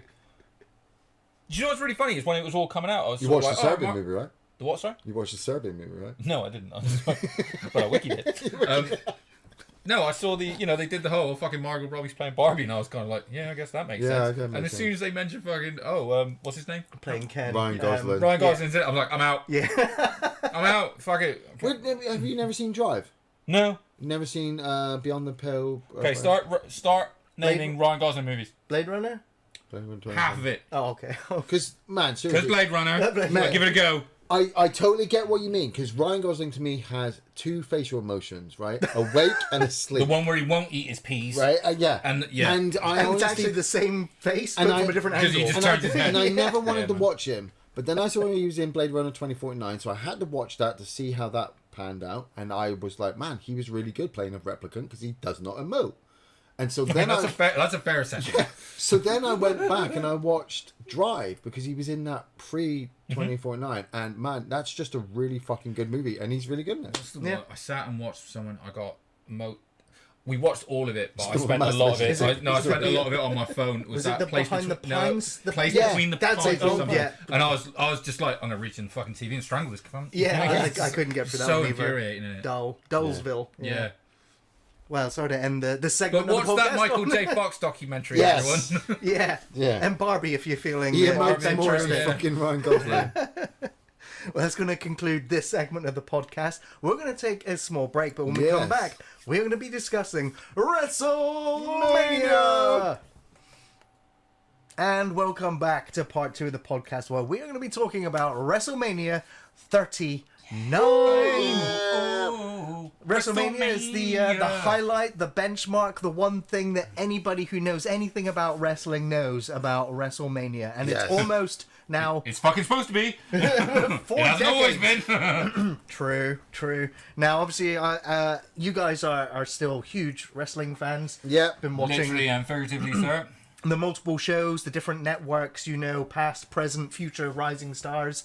I was a fan of the golden era of wrestling, Yeah. the attitude era of wrestling, and then The ruthless aggression. the ruthless era. aggression era was where I stopped watching. But I've always kept my finger on the pulse of wrestling. I'm always interested in the news, and I'm always Basically, interested in you've always been in the room and had to listen to us talk about it. yeah. It's like I've been into wrestling by osmosis. Yes. So if I tend to be quiet Yeah. during this segment of the podcast, it's not because I'm being rude. It's because I've got nothing constructive to add, and I would rather let these guys. I'd Share. But we do appreciate the fact you watched it. Yeah, So, yeah, you know, you did. You took the put time. effort in. Triple Yeah, H. Triple H. He's going to yell. He's got an alarm on his. He will randomly get a buzz. Oh, Triple H! Come out and what? Like, it's time to play the game. Okay. Wait. Cool, man. So Andy's going to be steering us through this segment of the Try my podcast. best. I'm going to try Yeah.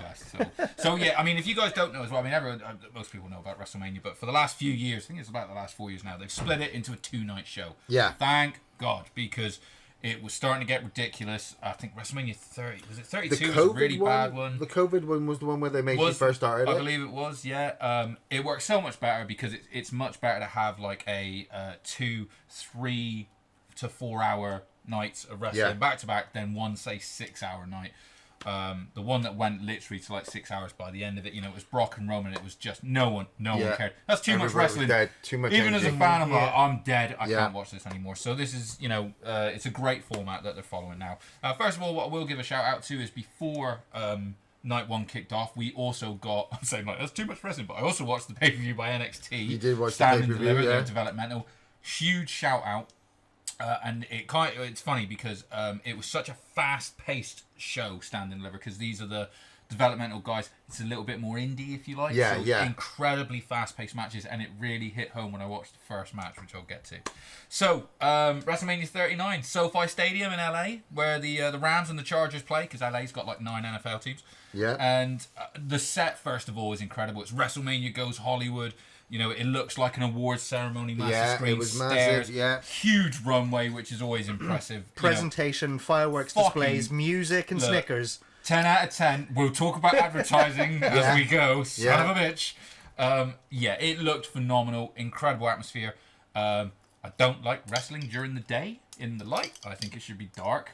But I think they spaced the matches out to where like it got dark for the important shit. But anyway, there we go. I did look at that ramp though, and I gotta admit, every WrestleMania I like to look at the ramp, and then I look at it and go, it's too long. How are they gonna fucking pace out whoever's gonna walk down there? Because do you remember the one where it was so long that they had Undertaker come up halfway? Halfway through. Because he was like, mate, we're gonna fucking run out of time. But, we need to extend his theme tune. I mean, it's always been like that. I mean, they did that with Andre back in the day because they had to put him on the little wagons with the wheels to ride him all the way down. That was literally because he was like, I can't make it. I can't make it. You know. You want me to wrestle after? But it did have a big feel. It had a Hollywood feel. Fucking Kevin Hart did the opening intro, and it's like, did. And it's like he doesn't do things cheap. I'm assuming. Like he's a huge megastar, so it did have a big feel. The Miz opened the show with Snoop Dogg. They were the presenters, the hosts of WrestleMania. Which I was surprised because obviously with his cousin in Japan at the moment, I was very surprised he was even working. Why isn't Miz wrestling? Oh, he's just. This is the job they gave. Hey, listen, I'll shout out to Miz because he does whatever they fucking ask him to do. Yeah, okay. And he's been doing it for long. Because I recognise him. He's a great. He was a great host because he's an annoying prick. And everyone loves Snoop, so it was that classic. It's like the commentary. You have a heel commentator and a babyface commentator. The Miz, the last 3 or 4 WrestleManias, he'd actually been. Well, I can't remember. It must have been like 2 or 3 ones ago that he faced. He main evented WrestleMania, a few years back, didn't he? Against John Cena. He went up against John Cena. He'd been up against Shane McMahon. He'd also was it Bad Bunny last year that he went up against? A few years ago, it was him against Bad Bunny with Morrison and Damian Priest. Yeah, so literally the Miz, they'll turn to the Miz and you think, oh my god, why are they sticking him in the middle of this thing? Why is he not wrestling? And it's because maybe he's injured, maybe he needs some time off, maybe he's just like, look, the wife's there with the 3 kids as well. They're in the crowd. I really can't be fucked to work tonight. How much am I being paid? 250,000 to stand next to Snoop Dogg and take an elbow drop. All I could think was, I know the name The Miz, and I know that he's supposed to be a pretty decent talent. Yeah. So it's just like, for me, it showed like that creative, I guess, or whoever thought they felt confident enough, and that he could be a mouthpiece for WrestleMania. Totally. Yes, totally. So I was like, okay. It's actually, as much as some people are like, oh, he's not even wrestling. It's like, dude, that's a huge responsibility. Yeah. And also, when he's like, not wrestling, actually, he wrestled both nights. We'll get there. Yes. Yeah. So it kicked off. First match we had was Austin Theory versus John Cena. Yeah. So this is the big, like John Cena's coming back. He's never missed a WrestleMania in like a decade or whatever it is. So that was like the story for the reason he's coming back. And obviously Austin Theory's an up and coming talent. So Cena had a nice entrance. He had like a bunch of Make-A-Wish kids come out with him on the ramp. Excuse me. He's always big into like Make-A-Wish, obviously. I think he's done more than most. I think he's still the highest requested the highest guy. one, yeah. The pace of this, and I said I'm blaming this on NXT. The pace felt so slow. Yeah, because I just watched NXT and I was just like, what are they doing? My god! I also put that on John Cena. Well, you have to work to like pace of like your slowest by. It was a match to make Austin Theory look strong. Yeah. He had a lot of offense, and he did get a little bit savage, like he was biting and stuff like that. But he did, it's like there was a visual tap out after a ref bump, and he had to cheat to win. So I was like, did we really he low blowed him? Did he really look that strong? But again, it was an okay match. But what I did think was I would have liked to have got Cena afterwards to say he just loses. They never go to him in the ring or cut away or anything. And I'm assuming the Make-A-Wish kids died or something. Do you know what I mean? It was just a real it just ends. I was shocked. I think it's too much of a focus on then Cena, and that's what you don't really want. Cena's supposed to be just coming Cena back. was the face of the company, like after Attitude, after he is, but he's just Hogan at the moment. He's the veteran that they pull out every now and again. He's a draw. But Cena's still a good face, isn't he? He's absolutely, that positive vibe and energy. Hey, look, he was there to do a job, and he did a job. Yeah, he made a guy. Yeah, that guy. Austin Theory is now. Shows. I'm the guy that beat John Cena. He doesn't do the Raws or SmackDowns anymore, so he doesn't have these stories. Going up against Austin Theory works because, like we said, it builds up Austin Theory as now this new. Is he still US champion? No. Oh, he lost it, didn't he? To Bobby Lashley. Where the fuck is that title at the minute? Yeah, that's a good point. Yeah, I can't even think. Okay. But you're thinking that Austin Theory now is being lined up to obviously get the championship, and Cena having this match with him. He is. No, do you know what? It was for the United States. Yeah, it was. Right. Yeah, he's still got it. So even though, like I said, the pacing seemed a bit off, I expected that because Cena hasn't been in the ring for at least, unless he's been doing it in the background. Well, he did the tag match, didn't he? He's not been in the ring. Like I've been watching him. Mate, look, he did his 5 moves of doom. Yeah, I've been watching him. That's all he was there for. I've been watching him from 2006 and the 2006 pay-per-views. That's John Cena. This John Cena now is my knees are hurting. I think the reason we didn't get anything afterwards is because of the fucking adverts they had to run. Probably. Because then it was straight away like, it was like, I felt sorry for all the fucking Americans that were watching it that got reminded it was tax day. It was like, don't forget TurboTax. And I'm just like, glad I don't have to do that it was shit. fucking Jesus tax Christ. season. But anyway. So then the next match. Sorry, I was just going to say. I was a fan of Cena when he turned up in wrestling. I was like, this is a fresh face that I can hate because I hate the preppy, super nice wrestlers. I'm like, you're easy enough to hate. So that was fine, but obviously, as his acting career's taken off, I'm like, I've warmed to him like I Peacemaker. Exactly. Peacemaker's fantastic. That brought a lot of fucking love, didn't it? Yeah, so I'm more than happy now to see Cena in anything. But I thought, because I've seen Cena wrestle in his prime, and he was electric. You could see why he rose to the top so quickly. But you wielded out the old horse to kickstart off WrestleMania, so you get the fanfare of seeing an icon, a legend in the ring, who's not past his prime, so he can still deliver. But for me, he just barely delivered. He was. For me, this was slow. Like a 2-star match. I thought he was slow. I thought he was sluggish. I thought his opponent, which this is the first time I've ever seen this guy wrestle, I thought he was okay. And the fact that he had to cheat to win over Cena, I was just like, that doesn't put you over Cena. So in my eyes, it's like you cheated to win, you kept your title.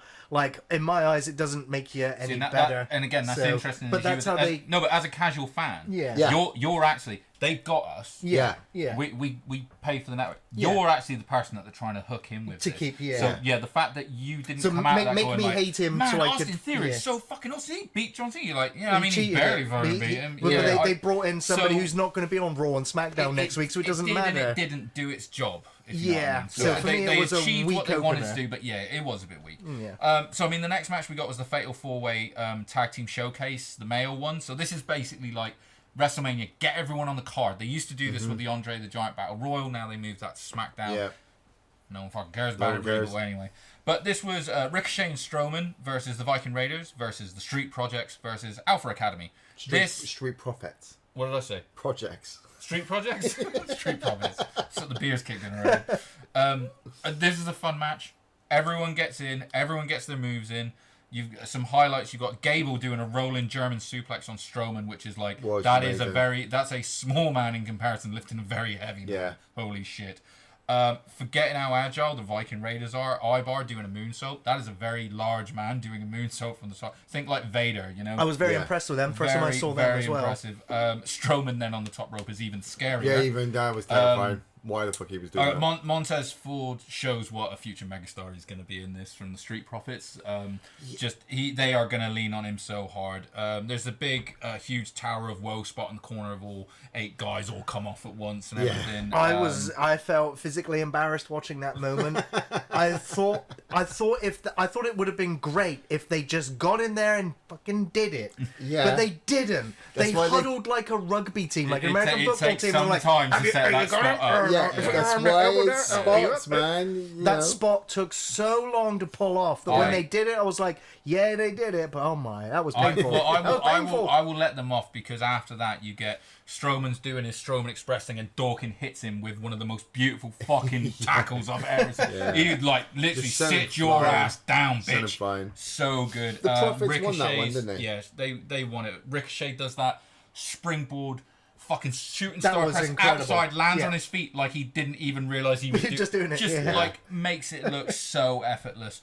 The crowd were fucking hot. The crowd was so fired up. In comparison as well to the first match, the crowd was so fired up with this. This was a really good match. But I got to give this to the crowd as well before we get too far. I got to pay huge respect to the crowd over both nights because it's too easy, especially with wrestling nowadays. And some people who don't watch wrestling don't get it, is that when two performers are in the ring, they are feeding off the crowd.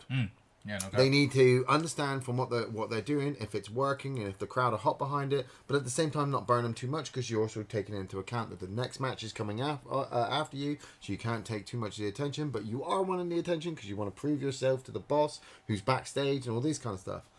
The crowd over both nights, 80,000 people, they were paying attention. They were into it. We all wanted to see the botches, the mistakes. No, we're you waiting said this for. The funny bit. You want to see botches and mistakes. No, I don't. Not at WrestleMania.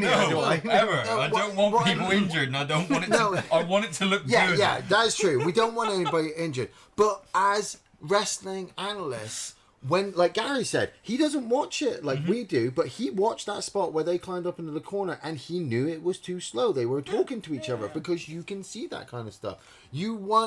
Luckily, that's the only real kind of botch you can sometimes see. But the crowd over both nights stuck with the matches just enough that the Fatal 4-Way, when I wanted the Street Profits to win because I've been begging them to have a victory for fucking ages. Yeah, they deserved it. And they've been on a losing They've been on the streak outside for of the ages. title, picture. And Yeah. And I kind of wish maybe it should have been a ladder match.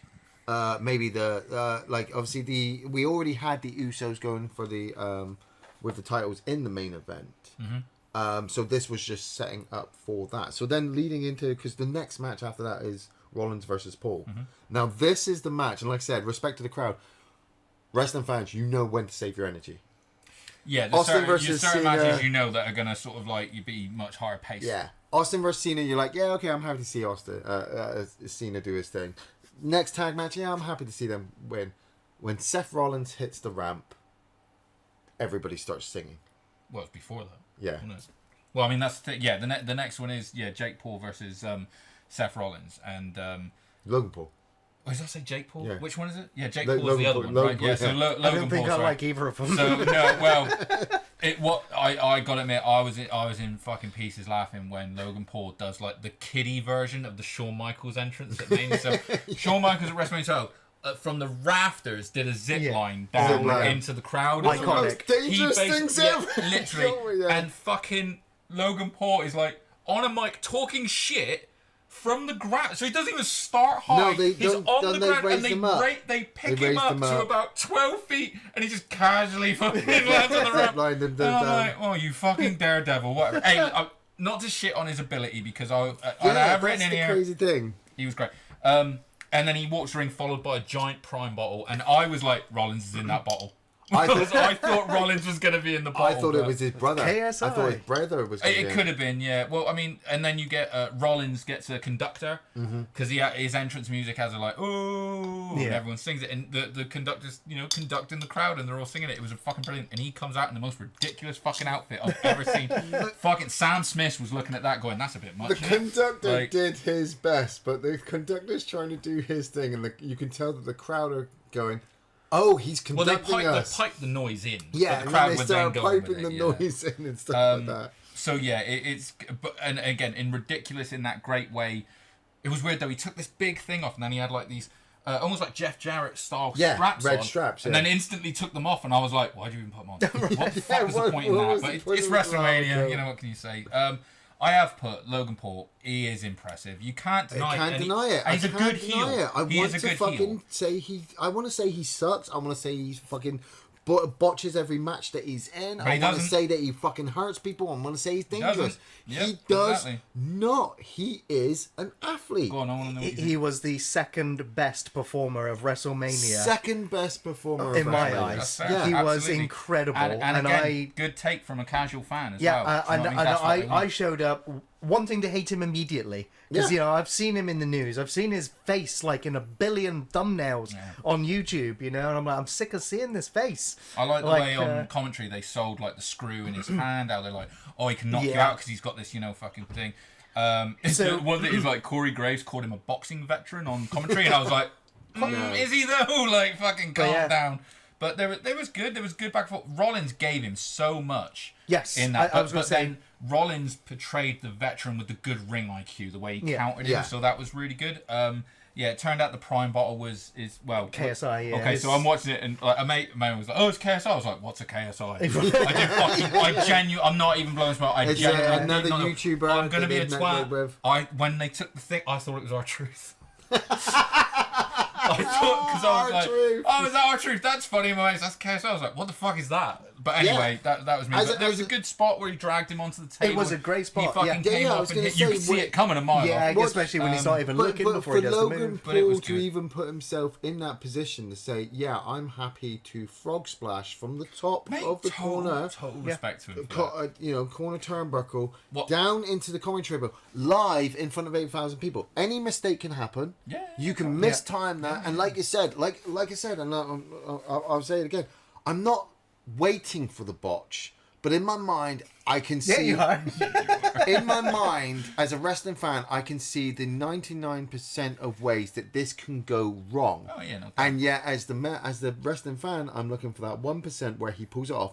The fact they got the time in, maybe it was Rollins, maybe it was KSI working with him, maybe it was Paul as well. I'll give all of them due. Getting the ending, the match, the crowd fed off of the emotions. The only thing I didn't like about in that match is Paul kicked out the pedigree. Yeah, hit the pedigree and he kicked out, and I went, excuse me? I also agree because the pedigree is. It's not Triple H's pedigree. Triple H. I said this. I said, well, it was Rollins. Rollins. I was like, he must have given his blessing. By the way, one of 2 pedigrees that I kicked out of over the weekend. I'm just saying. But anyway, it was a good finish. He does the coast to coast and he hits him with the fucking super kick and a stomp. Rollins wins, which is like, Rollins needed a win. He did. But Rollins is in such a good position in his career now. I would say this is probably the third or fourth time he's one of the best wrestlers in the world. And he could get me to watch another wrestling match. Yeah. I've been saying to you for ages, if you were going to get behind anybody, Rollins could be one of my favourites. Yeah, he's a great performer. It's funny, and again, this is where they then had the 6-woman tag, and I got to admit, the crowd were a little bit deflated after the last match, but that was bound to happen. Mate, I've said it on the podcast when we went to Clash at the Castle. We watched that match between Sheamus and Gunther, and then Shayna Baszler came out for her match, and I fucking love Shayna Baszler. Yeah, and I was just like, oh my god, I'm so tired. Yay. Oh, we're sorry. And it was deadly quiet in that arena, and we felt so bad. Was this Damage Control? This was Damage Control versus Becky, Lita, and Trish. So obviously you've got Trish and Lita from back in the Attitude Era. I was super excited to see them both. I was like, wow. God, I was so excited when I saw Trish's outfit. Oh, my son of it. She looked amazing.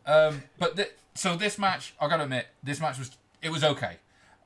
Becky was doing the majority of the work in this match. I found she got isolated by the heels. It was hot tag. Lita gets her shit in hot tag. Trish gets her. Nothing wrong with that either, by the way. But Io Sky got to do her big sort of like her big spots, and they did. There was a good handspring. Dakota Kai was up on the top turnbuckle, and then Trish did like the handspring from the outside, and I was like, that was fucking clever. Whoever just thought of that, that was a really well put together spot. I'd be interested to see who the agent was for the match actually on that one. It was probably Finlay. No, it wasn't Tyson Kidd. It was somebody else.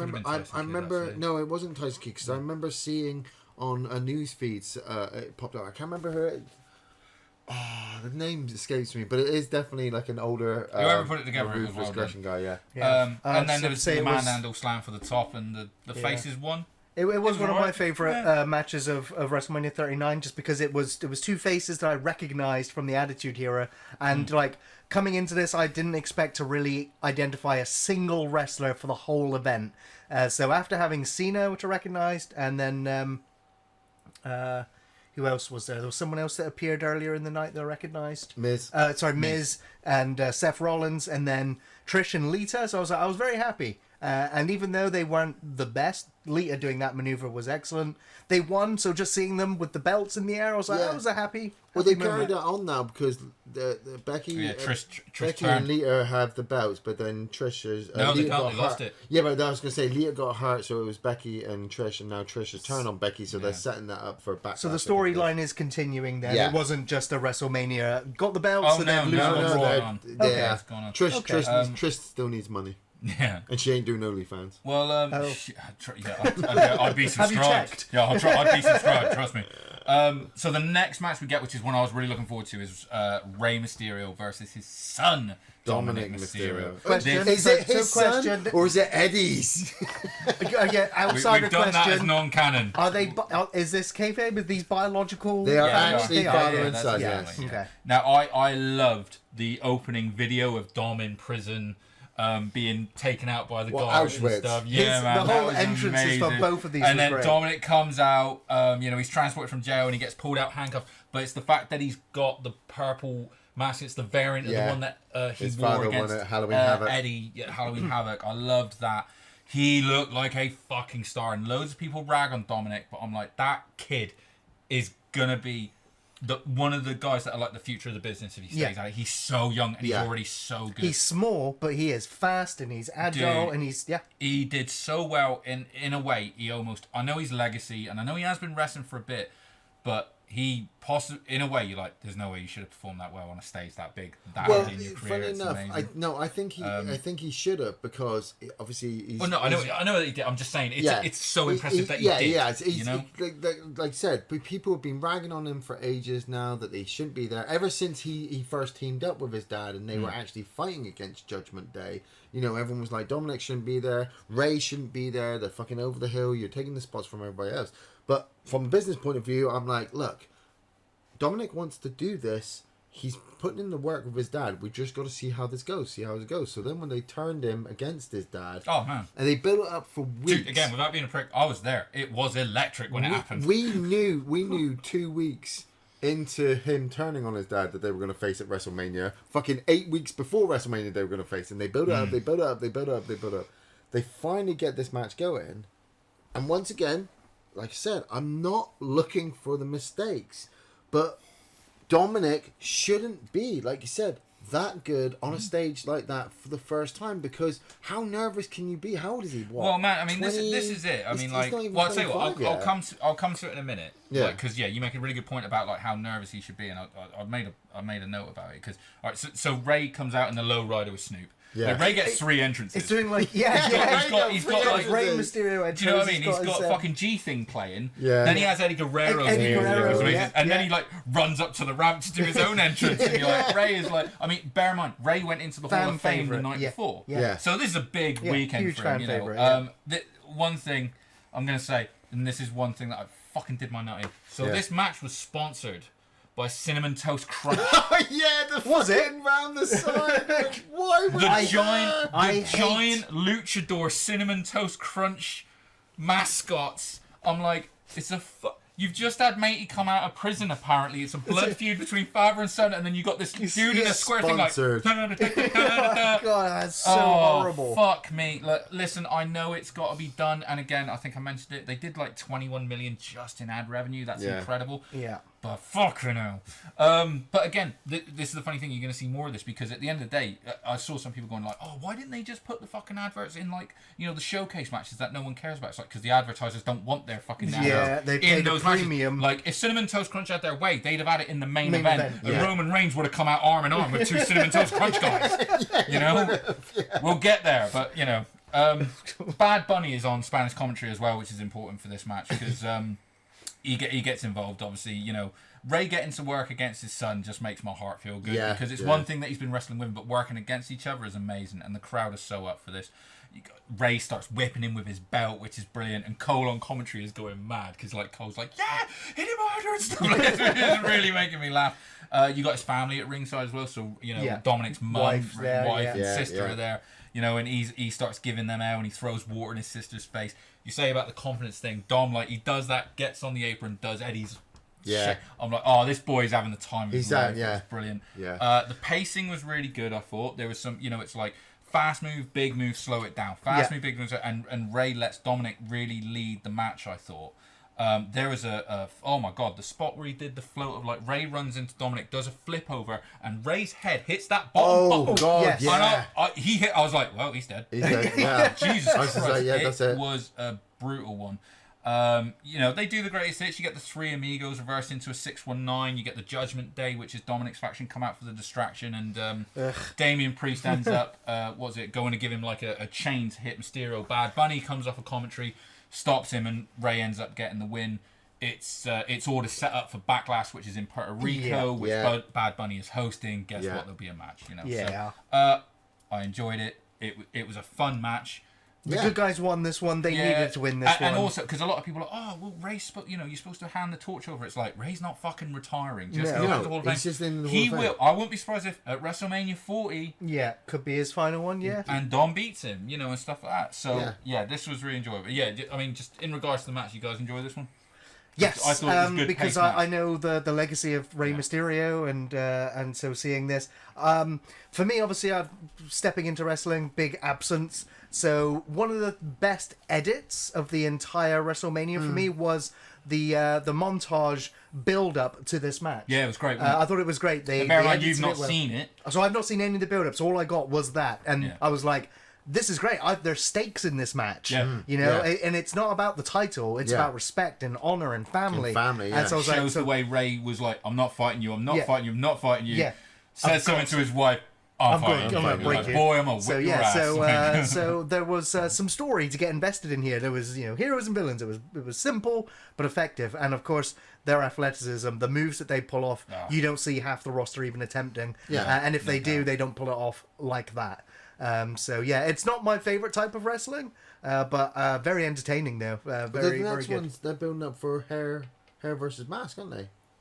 It's Dom and Ray, I think, coming up, and it's Ray's mask is on the line versus Dom's hair. I haven't seen that because it's I think I saw Ray saying it because it's standard traditional lucha libre rules. Yeah, you do. Yeah, you do when you do that. And I'm like, no, that's the finish. But I'm like, that really builds up because, like I said, if they take off Ray's mask, we don't still have to see his face. He was wearing a Muta mask as well, wasn't he? Yeah, great Muta mask. Because great Muta had gone into Hall of Fame as well. Because there were 2 matches left on night 1, and there was a lot of there was like kind of a big thing about which match is going to end the night, and it was kind of like a lot of people saying that Rhea Ripley versus Charlotte should end because then you get to have a women's main event because of the title, or you had Sami Zayn against the Usos. Now, so the next match was Rhea Ripley versus Charlotte Flair. I actually agree with that decision because as much as I enjoyed it and I was looking forward to this match, the build was not great as a match. The build for Rhea was good. The match wasn't so well built. I think the build for the Usos versus Sami Zayn and KO is one of the best storylines they've done in the last decade and deserve to go on. So that's my take on it personally. So now we have Charlotte versus Rhea Ripley. There's a great package at the start, and it was reminding you about how we've already seen this match where Charlotte challenged Rhea for her NXT title and beat her. And the fact that they are building up like this is Charlotte's 7th WrestleMania. It's Ric Flair's daughter. This is the fucking queen. Do you know what I mean? It is an important match because it's an all-female match, and I mean by that, it's 2 female competitors, it's a female ref, it's a female timekeeper and announcer. Why they didn't get a woman on commentary for this, I don't know. They could have done that as well. Who would they have gone with? Beth Phoenix, for one. She's already kind of... doing nothing. She wasn't involved in this WrestleMania. Yeah, but but she's done commentary, hasn't she? But anyway, I'm just saying, they could have done that. Would have seemed placed. The whole thing was placed. They were like, that was the point they were making. I'm just saying, you could have got a woman to just I reckon that would have been too much, yeah. But I thought it was a really good package. You get Charlotte comes out. It's a real, again, Rhea looks like a star. I love her whole fucking look is amazing. Rhea, she looks dangerous as all fuck. Gary in his mind's like, wow. Rhea Ripley beating me up as a fetish. I didn't know I had it. Charlotte comes out. This is why you guys are still watching. It's true. Charlotte comes out. She looks like the queen. But I know that she's going to be moving on. She's doing a bodybuilding contest now, so she is in phenomenal shape. And I know you mentioned to me you thought she was one of the most impressive looking. I think she was my favourite performer of the night. I swear, before she walked out that curtain, someone got a big thing of Botox and went boom. Because her face.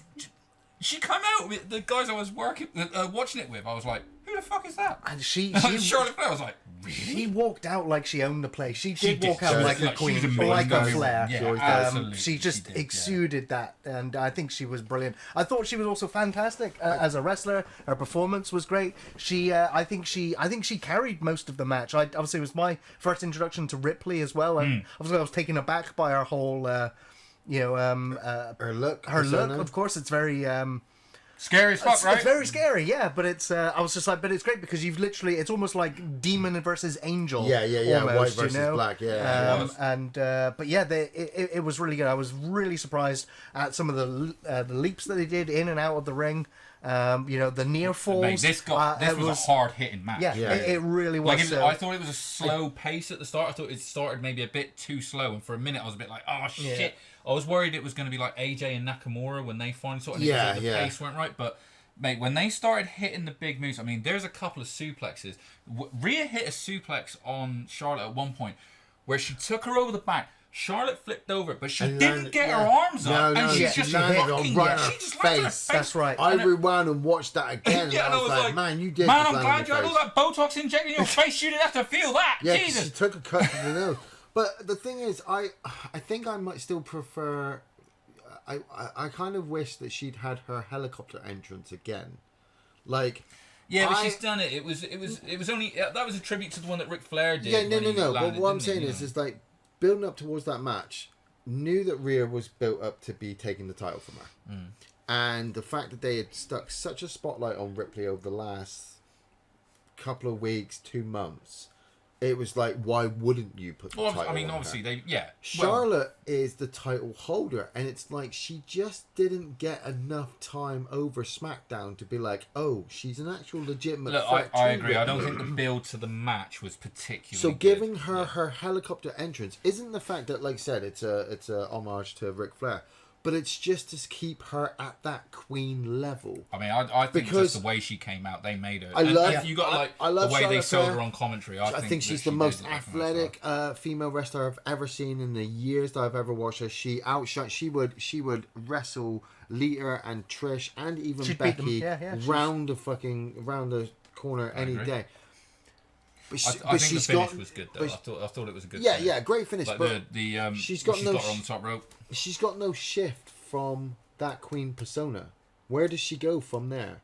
So if you're not going to let her, like Rhea, you can go all over the place. Mate, Charlotte just comes back and goes to the top of the card. Yeah, that's what happens. That's what I mean. But then keep her at that level so that next time that she comes out and she's challenging for the title, bring her in that helicopter. Bring her in that limo. She's got to come out in a helicopter. She's a flare.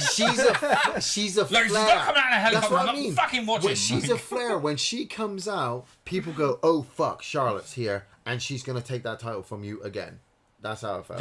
Yeah, great match. At the same time, people saving their energy again because they knew they nobody booed. Nobody started getting bored. Nobody started chanting stupid names like what or anything. They were giving it fucking yay boo punches back and forth and everything. Saving their energy. The last back end of that match was a real sort of like near fall after near fall after near fall, and I thought it was a brilliant finish. Rhea hit the riptide from the top. She's like, "This is my time," fucking wham. Yeah. Pins her, and it was like, it was interesting the way like Charlotte was on the outside. She's kind of laughing about it in a way, which I was like, what the fuck? I didn't get that either. At the same time, she was laughing at the end, and I'm just like, are you upset you've lost the title, or you're happy? Or are you like no selling it? But anyway, there was no emotion in her face. Obviously. But I'm just saying, you go back and watch that, mate. Her face looks weird. So then, before we get the main event, we get Miz and Snoop come out to announce that there was 80,497 in attendance, which is fucking inflated because it's WWE, but it's impressive nonetheless. And Miz starts talking about this open challenge that he had that no one answered, and Pat McAfee comes out, which is awesome. Cole goes nuts because that's his mate in it. I was like, that's quite funny.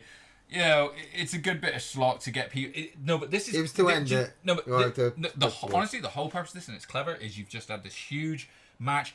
Again, everyone's exhausted. To go toilet, get drinks. No, it's just let people level out, but still be entertained. Yeah. You know what I mean? I think this is a good idea. Yeah, you can't have dead air on WrestleMania. Exactly, and you basically have an impromptu match where Pat McAfee takes on The Miz, and Pat hits all of his greatest hits. And The Miz is so good, Gary, that he sells it forever. Pat McAfee looks like he's shit. George Kittle fucking drops out. He's San Francisco's tight end and just fucking gets involved. No DQ for some reason, just saying. He has Pat hits the big senton to the outside, punt kick wins, crowd are happy. This was all cringy as hell, and it was fast forwarded this. It was, but again, I understand why they put it in there. Yeah. And it was good to see Pat McAfee come back. So then you get a recap of what is, I think, the best storyline of the year, which is the Bloodline versus Sami and KO. And this is the first tag match to main event WrestleMania since WrestleMania 1. Wow, yes. Right? Wow. And it's the first main event by a wrestler of Syrian descent, which is Sami as well. You bear in mind, like, Sami's not allowed to go to the Saudi shows. This is the first tag match championship on the line at WrestleMania as well. No. A main event. Well, yeah. Yeah, I can't. Well, there was no tag match in the first one. I can't name you another WrestleMania where the main event was the tag titles on the line. WrestleMania 1, that's what I'm saying. It's the first one Was since that the then. tag titles on the line? No, there was no tag titles on the line, but it was the only other main event tag match. Right, but that's what I'm saying. There's not been in 39 WrestleManias, not one tag championship at a main event. Yeah, I know.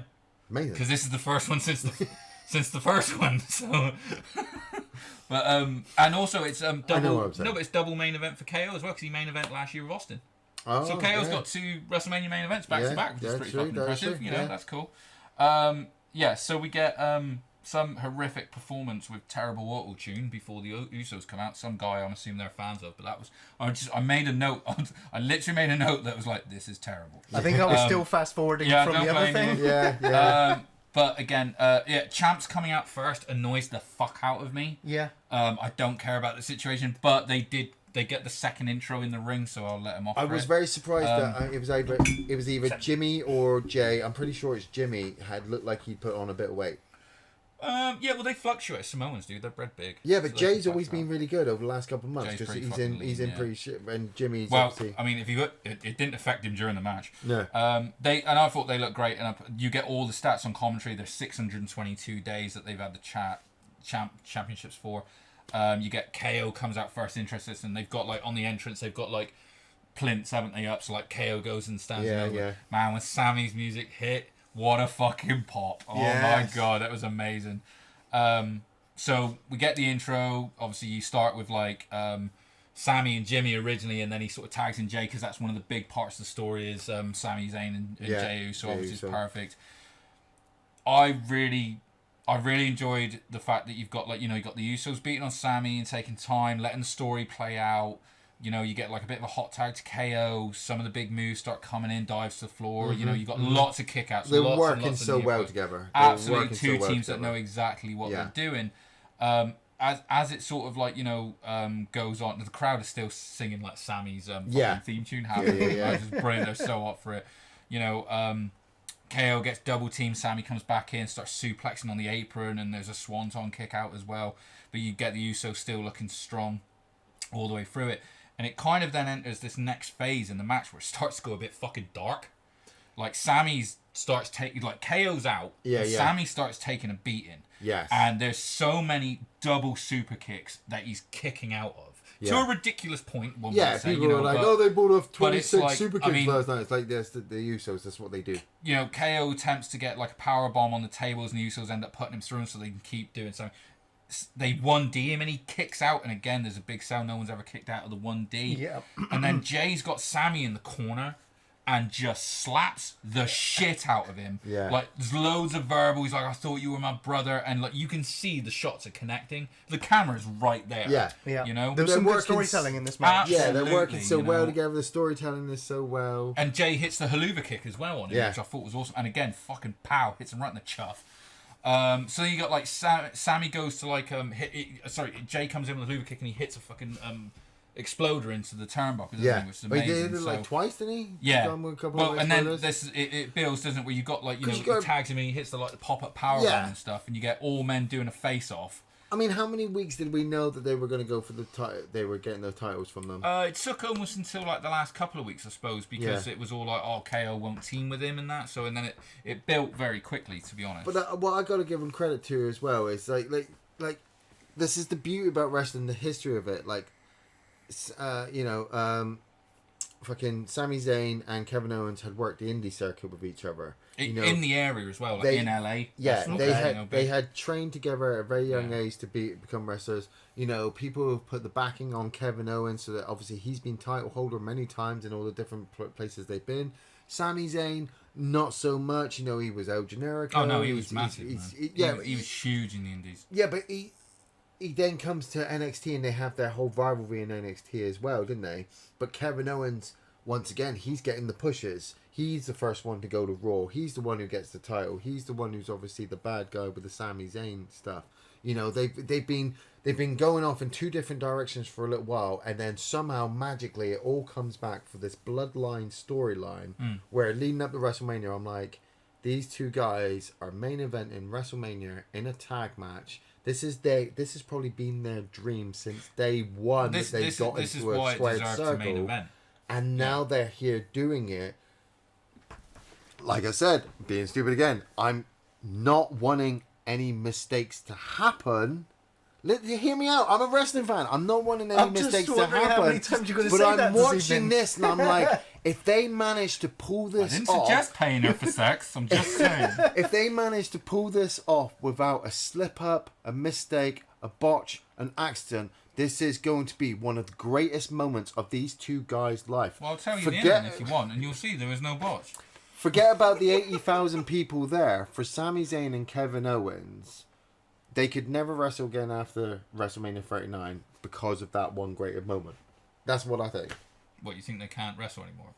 No, I think if they chose to... You're saying if that was the end of it, they'd be happy? They'd be like, this is it. This is everything that we've been I would argue it's definitely probably...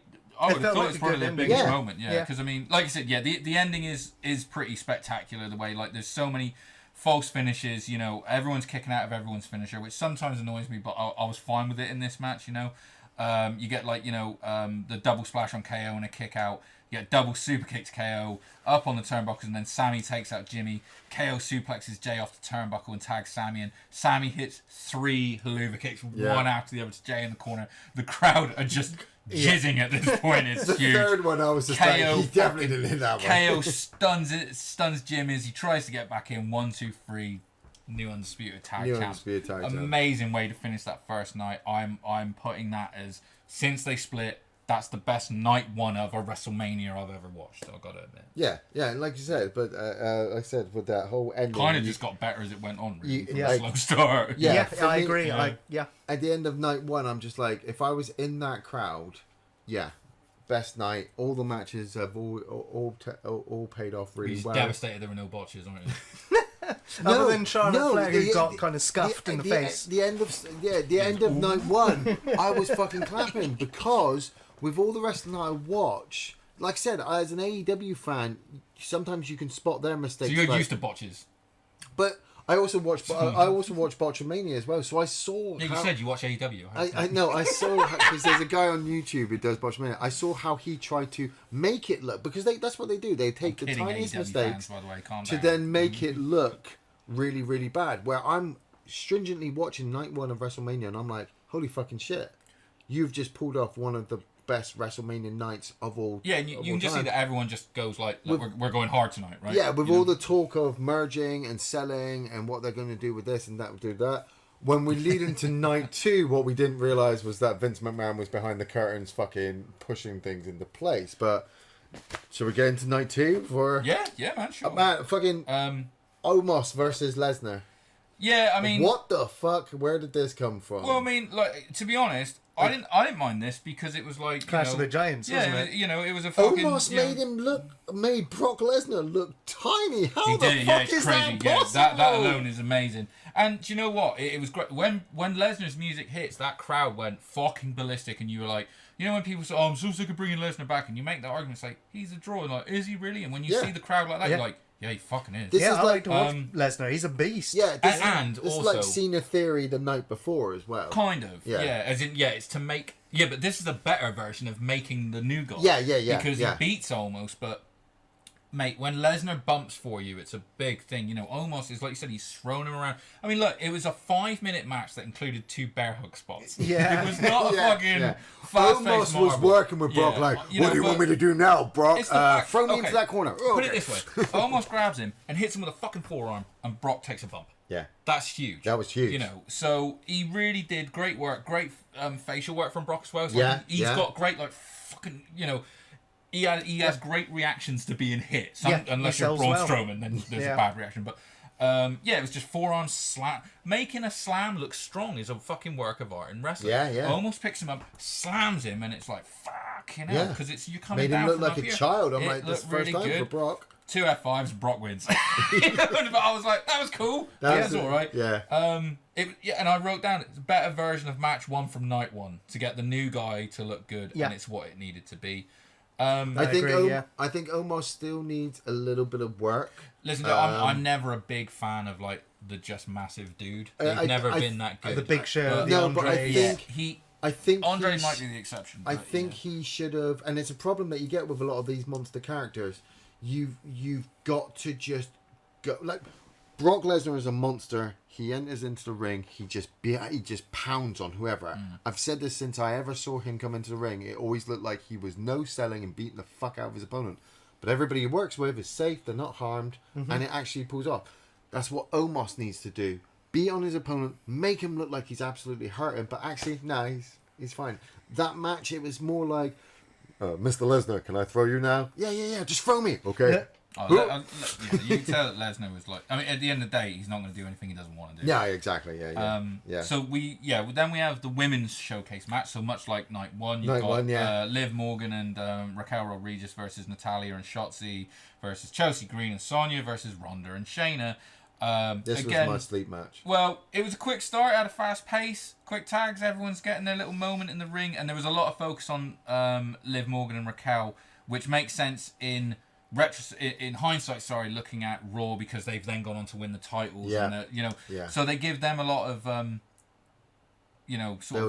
build up, but then it's like, you got Ronda Rousey and Shayna Baszler who just kind of disappear from the match. And then after everyone's hit their sort of Shayna comes there's some in good with big spots, don't get me wrong, they weren't necessarily bad. And then like Ronda comes in and makes Shotzi tap out with an armbar, and I was just like, alright. I think Shayna Baszler may have hurt her ankle. I think there could have been something like that. And so they didn't know what to do, so they had to continue the match, and then Ronda's had to improvise right at the end. I will tell you one thing. I can't watch any matches with Shotzi Blackheart in. Why? Because I call her Botchy Blackheart. Oh, okay. Well, yeah, but you like that, surely. So, That's what you're looking for. Matches, but the one thing I took away from that match is fucking this crowd hates Ronda Rousey. Because they just shit on her when she got there. Oh my god. She was barely involved. Is she a heel? Is she a face trying to be a heel?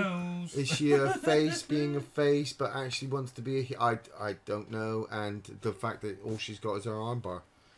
Well, I mean, like, she can go, but I just don't think she's too interested in doing it, to be honest. She needs to be. So because it was an alright match. Listen, everyone worked hard, I will say that. Right. Well, the exception of Shayna and Ronda, who weren't allowed to come in and work hard. It's not really their fault, I suppose, if they were injured. But there you go. This was a dud match for me. It was a little bit, match, yeah. The next one. But the next one was my match of the weekend. Yeah. Which was the Intercontinental Triple Threat between Gunther, Drew McIntyre, and Sheamus. And this was exactly... Titus O'Neil's back on commentary. I want to point that out. Yes. That's important. Like, someone call the police. Why would they keep getting him out for commentary? So funny. He's so fucking funny, though. I absolutely...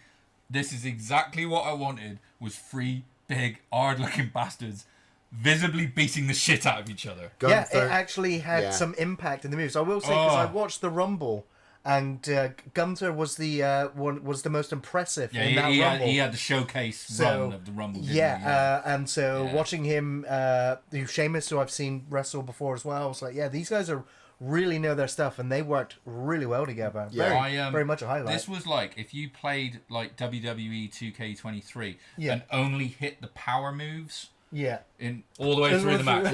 No, you didn't do any jabs. You only hit the power moves all the way through. Like, it's a staple for every WrestleMania. Oh, sorry. And also, this was sponsored by Mike's Hard Lemonade. Yeah. Which, as we were reminded 19 times during the match, it's lemonade that goes harder. So, like a staple. Possibly the best version of product placement the entire weekend, technically. But a staple for every WrestleMania is that the Intercontinental match is usually the Steeler. Yes, I mean, it was always the workhorse title. It was always on normally the best work. It's always done really, really well. And the crowd knows this, the fans know this. So Sheamus's chest was bleeding by the end. Yeah, those slaps. Well, the chops. God, yeah. What was that? He pulled. Was it? He got Gunther outside, or Walter or whatever. He got him onto the ropes, and then he just kept whacking. He went for his the chest. 10 beats of the Bowery, but he went to like 30. He went, and the crowd were just counting, and I think the crowd actually lost count at one point. I think he got the 23, and they stopped counting, so Sheamus just stopped. And I'm looking at Gunther, and I'm thinking, down he did 29. I wrote down he hit him 29 took times. it like a beast. It's it was great as well because you've got the storyline of like Sheamus and Drew being like best mates now forced to fight and stuff. Which again, I will just like sort of skipping to the end. Like afterwards, there didn't seem to be much fallout, which I would have liked to see. But again, I think they're pressed for time. Drew should have fucking won that title, and the reason why Drew McIntyre should have had that title is that when it was the COVID split. And Drew McIntyre deserves the world for carrying that company. He got the WrestleMania title, but he didn't get it in front of a crowd. So people have been saying for ages he should have had the crowd reaction of winning the title, and then maybe he'd have gone off on a high. Do you know what's funny though is I don't think the crowd was behind anyone in particular in this match. They were just loving. It's some good technical wrestling. This was good... like I mean you had so again it was just a fight. You had all the big moves like he hits white noise from the top and everything. I think they would have gone behind anybody winning it. And that's the point. Like Gunther keeping the title, amazing because it sets him up for whatever they're going to do. Huge as well. It's like there wasn't a screwy finish. No, Imperium didn't interfere. Gunther fucking won that match. Spoilers: Gunther wins his match. Sheamus getting the title would be also good the fact that set it was another three-way again. Do you like you have Drew and Sheamus in the ring. And they're fucking hitting each other. It's like, yay, boo. So the crowd, I suppose, more behind Sheamus at that point. Yeah, they were. But then they started just clotheslining each other from this far away from each other. And it was fucking horrific. And then Drew goes to hit the Claymore. Sheamus counters, hits the Brogue Kick, pins him, and fucking Gunther comes out of nowhere from the top rope, splashes him, picks up Sheamus, powerbombs him onto Drew, powerbombs Drew, and pins him and wins. And I'm just like oh my god, that was it. Fucking what a finish! I caught the ending, and I was just good. like, you have just put Gunther right up into the, your top 3 fucking stars at the moment. I'd like to have seen Drew turn at the end of this match. I would have I'd like to see him turn around and just fucking Claymore Sheamus and be I think so. But that would have been great. With everything going on at the moment, he's supposedly not happy with his contract. I think he's injured. I think possibly. But yeah, so that was good. You enjoyed that one because it was. I think that may have been the match of WrestleMania. Yeah, I agree. So next we had Asuka versus Belair for the Raw Women's title. This is where the crowd died, I think, for a little bit. Again, a little bit tired. Pulled themselves back. Yeah, they did. This was a good match. Lots of Asukas come out for her entrance, but I missed most of it because of the huge Snickers advert. One interesting thing is all these kids came out dancing. Yes. Bianca Belair. Yes. And there's this little girl that comes out. She does the contortionist stuff. Yeah. That little girl's mother died that morning. I heard about that, and she still managed to still do fucking that, was like, no, I'm gonna go and do this, and I was like, fucking wow. Yeah. That's kind of crazy. I read that, and I was just like, when people sit there and go, I just can't get out of bed, I'm like, that little girl's a fucking bad. This little girl has just proved you wrong because she's gone through this and then still gone out and outperformed. Like I said, you're looking at these entrances. I don't want anybody to fucking slip down the side of that ramp. I don't want anybody to get up in pyrotechnics. But I'm watching these kids come out, and none of them got set on fire. I was really disappointed. They do so well that Bianca Belair's entrance goes off our heads. The match starts off really well. None of them fell off the ramp. Which brings me to my point that made me feel more respectful for the crowd, because it's really easy to have no energy. To try to be behind a match, but at the same time you're still saving your energy for the next, because we still had the main event to go, and they'd already had Rhea and Charlotte the night before, so it's like, where are we going with this women's match? Bianca and Asuka just worked so well with each other that halfway through the match, the crowd take it upon themselves to start cheering for Bianca and Asuka at the same time, giving them both credit, giving them both respect. To the point that they're secretly saying to them, look, we're loving the match, but Just pin her because we're wanting to see Roman Reigns It's funny versus 'cause Cody. I was really shocked because I thought this was because Asuka's been fucking screwed at WrestleMania before, and I really thought she was going to win this match. But I think didn't. it's because Belair is being built as the undefeated WrestleMania streak now. You basically again, it's a hard hitting match. Yeah. Belair is one of the strongest woman on the fucking roster. I think. Yeah. She's absolutely incredible. There was a muscle up powerbomb on the outside, which was a nasty spot. I thought actually. But again, Belair fucking hit the post like a fucking freight train as well, and that's when the match sort of started picking up as well. I noticed, Asuka's puts in ankle locks and submissions, and she missed the mist, didn't she? She missed the mist indeed. Yeah. I thought it was maybe going a little bit too long as well, but they moved into the ending came fairly quick. When she misses the mist, there's like a KOD escape and an armbar, and she just powers out. Yeah.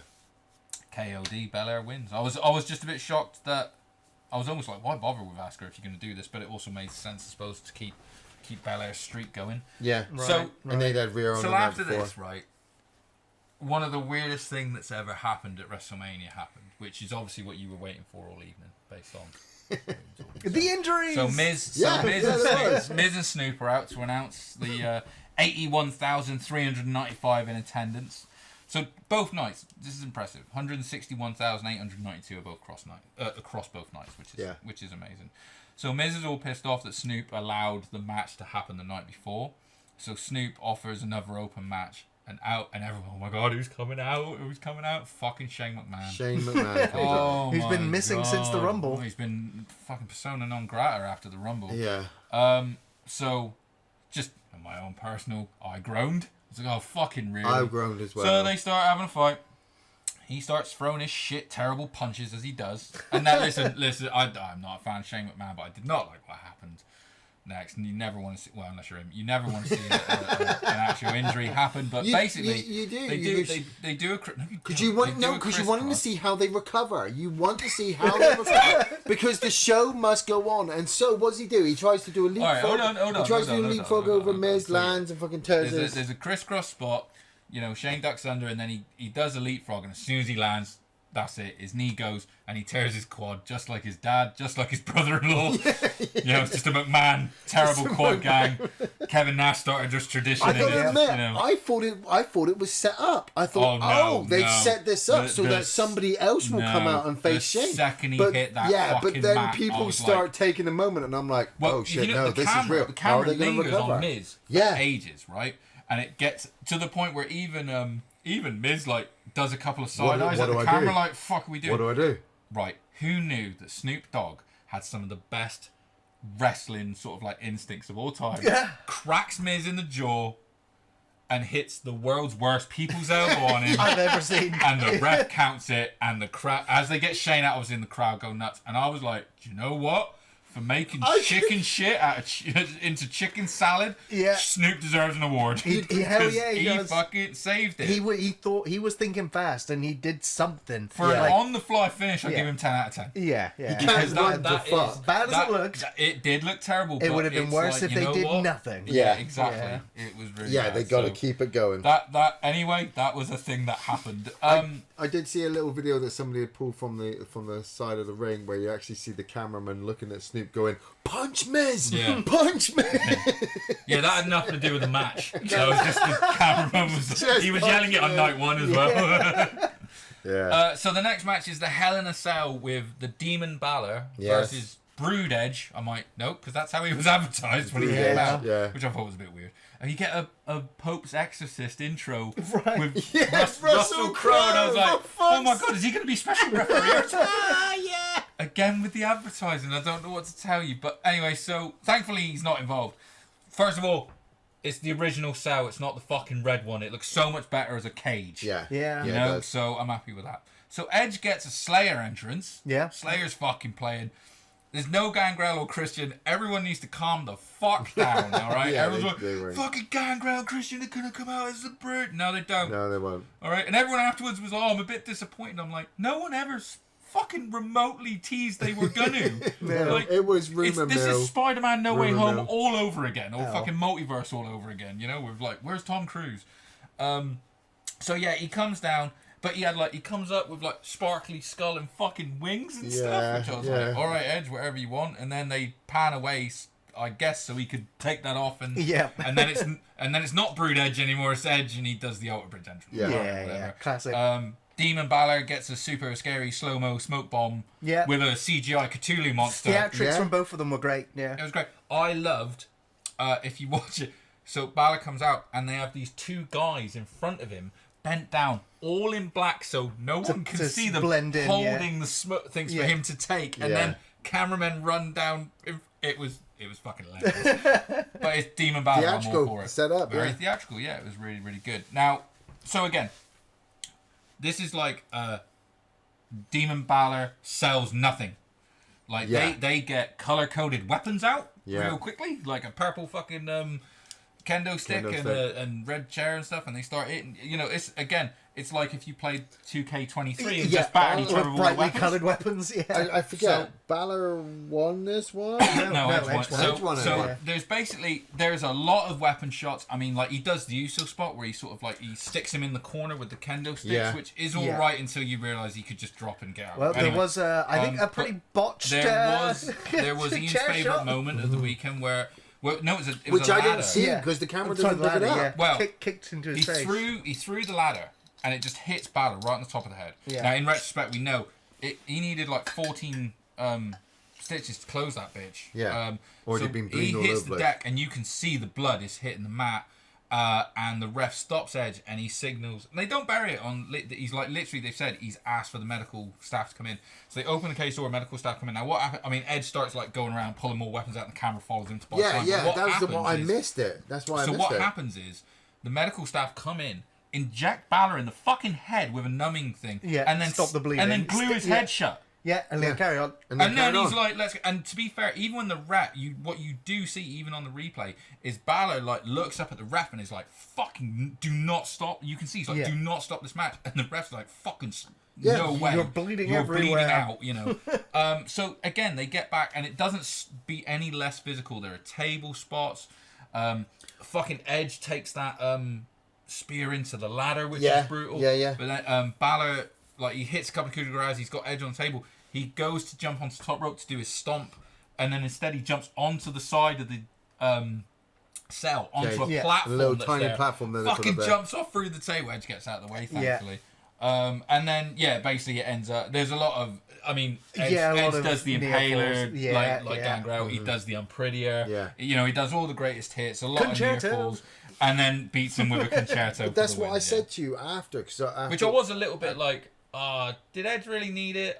Yes. I'm a bit of a Balor mark. I'll take every Edge victory. I mean, this is it. When you said to me, "Oh, did you hear about the head cut?" I was like, "No." So, like, the fact that I'd watched the match and the fact that they'd gone the camera off with Edge, this is what I'm talking about. An accident, botches, whatever you want to call them, missteps in the ring can happen, but it's how you recover, how you keep the crowd interactive, how you keep the story going, how they keep the match going. Man, so all of a sudden it's just like... It's a Hell in a Cell match. I want to see these... I want to see them both bleeding. No, I want teeth time, missing. You know? But you can't because they'll get charged by the fucking... it's just not that product anymore. It's not, no. Yeah. But, I mean, that's why I'm like... When they announced Hell in a Cell, I was like... Please. It's like, is it going to be a bouncy castle? What the hell? It was a pretty fucking brutal match. It was. So I was surprised. surprised. Yeah. So after this, we end up getting a montage of the movie skits that he did, where it's like Rhea in Stranger Things, Montez and Belair in Titanic, the 40-year-old virgin one with the Brawling Brutes, Goodfellas with the Bloodline, Rollins doing the Joker, Miz and Maurice doing Top Gun. So I was like, these are all really good. Yeah. They're all really good fun. And then we get the Hall of Fame recap, and it's a good stretch of time before we hit the main event of night 2, the match that everyone's been waiting for. I got some trivia for you though that I got because I wrote down the matches when I went on Wikipedia. Do you know Reigns is the second wrestler after Hogan to enter 3 WrestleManias as champion, but the only one to defend the championship 3 times now, or multiple times. It's the 7th time a heel has won, and 3 in a row for Roman Reigns himself.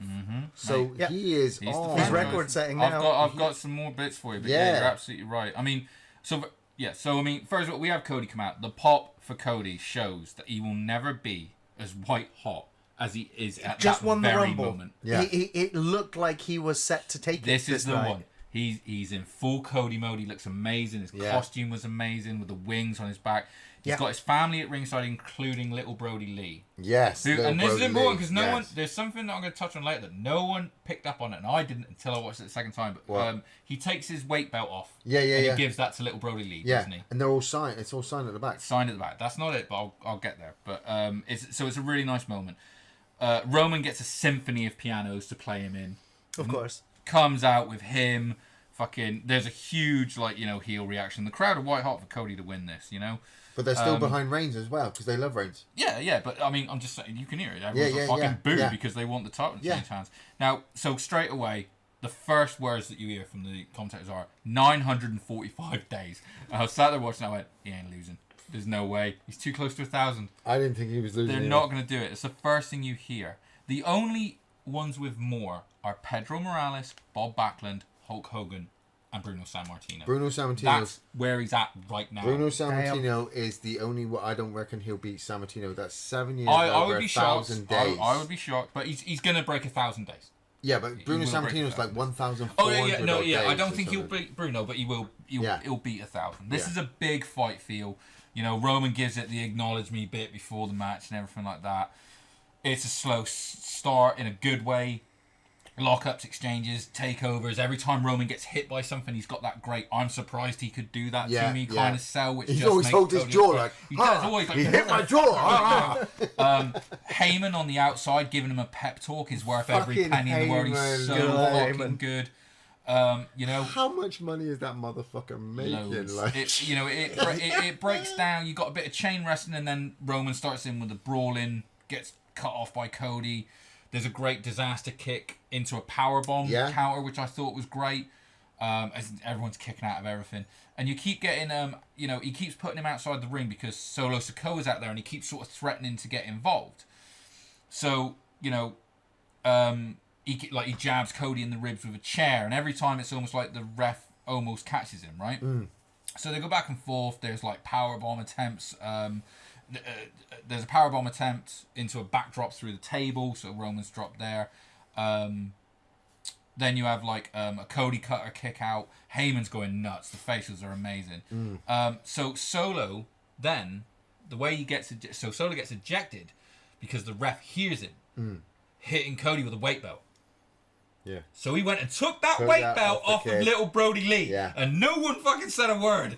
It was like, I wanted to see the bit where Solo walks up and is like, motherfucker, rips that fucking weight belt off of him. I was like, that would have been the best heel heat. Because they, even though it's an AEW thing of Brody Lee, they say he's the son of the late WWE superstar Luke Harper. You know, they don't bury it, they just give it their name, you know. So I thought, I was like, you missed some serious heel heat for Sikoa there, watching him snatch that belt off of that kid. I want to know if that had an effect on the Bray Wyatt situation. I don't think Bray Wyatt's got anything to do with it. No, Bray Wyatt has always noted that Bray Wyatt and Luke Harper are incredibly close. I don't think that's the reason that Bray wasn't there. But hear me out. So we know that Bray Wyatt wasn't at WrestleMania, and they've been building him up. They've been building him up for a while that he was going to be. They tried to. Yeah. Then to have him not there against anybody, the whole situation with Brock Lesnar, the whole situation with Bob Lashley. When Cody went there and I saw little Brody Lee, I was like, was Brody Lee supposed to be there and he wanted something to do with Bray, but Bray didn't get a shot? No, so I don't think it would have been. Why put him with Cody? Because of AEW and because of all the travelling that he's done. Mate, why was Brandy there?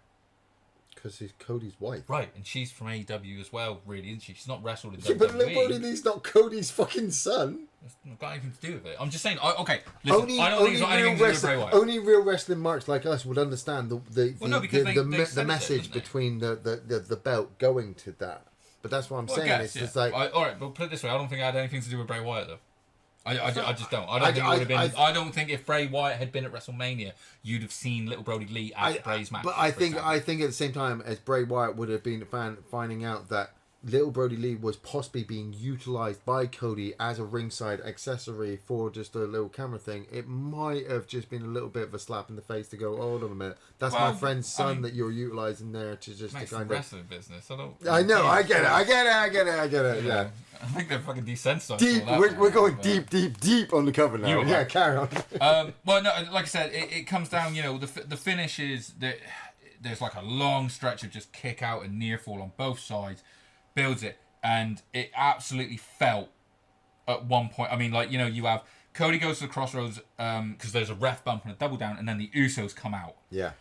And it's like that typical Roman finish. Yeah. But then out comes fucking KO and Sammy to get rid of him. Trying to make the save. But you get, they drive off the Usos. Fucking KO hits the stunner on Roman. Sammy hits a haluva kick on Roman. They brawl off with the Usos. Cody covers as the ref gets back. I was like, how the fuck was that not the finish? But he kicks out. They keep trading punches, and it comes up with basically somebody decided Heyman gets on the apron and distracts. Solo comes back through the crowd. As Cody is about to hit his third crossroads on Reigns, I might add. Samoan spike. Reigns gets up. Double off the ropes. Spear. Bang. And that was it. And still, that was it. Everybody had been building champion. up. Everybody had been building up for Cody to win. And I'd said, like, 2 weeks before to somebody else in my workplace, I was like, what if Cody doesn't win? Mate, I was prepared for it. Yeah. But because watching it on the night, I was like, you should have pulled the trigger. Yeah, exactly. I'm with Andy on that one. It was never going to be better than that. Should have pulled the trigger. Should have pulled the fucking trigger. Should have pulled the trigger to give Roman the time off, same as you give him the Usos the time off. But we're also suggesting as well that, like you said it, because of the selling, the merging after this with Endeavor, whatever it is, could have been a factor. That they wanted to prove that someone proven in selling the helm. Product or keeping the product with Roman Reigns on top, who I have to say, been following Roman Reigns for the last doing his career work. 5 years now. Yeah, best he's ever been. He's gone from being the quiet, brooding monster in the back of the Shield to being force-fed to us like John Cena that we absolutely hated. He was which is when I started to like him. He was booed. This is familiar. Yes, he was booed consecutively for like 2 years, even when he was the face champion, and everybody hated every match that he was in. To facing Brock Lesnar like 5 fucking times, to then all of a sudden telling people to acknowledge him, and everyone went, "Yes, he's the greatest fucking wrestler we've ever had." And it's like, as soon as he held those 2 titles up at the end of night 2, I was like, WrestleMania 39, you've done it. You've managed to pull off 2 nights. I gotta admit, I was a bit deflated. From a storytelling standpoint, yes. I think Reigns should have lost the reign. The title should have changed hands there because it was such a hero story. Did you enjoy the match though? The match I thought was fantastic. It lived up to the big ending. Fight feel, I think. I wouldn't have minded if Reigns had won if he'd won it clean. I like all of the interruptions and everything. Yeah. I'm sometimes fine if that happens. Like Triple H, right? Triple H. How many freaking times did he keep the title because of interruptions?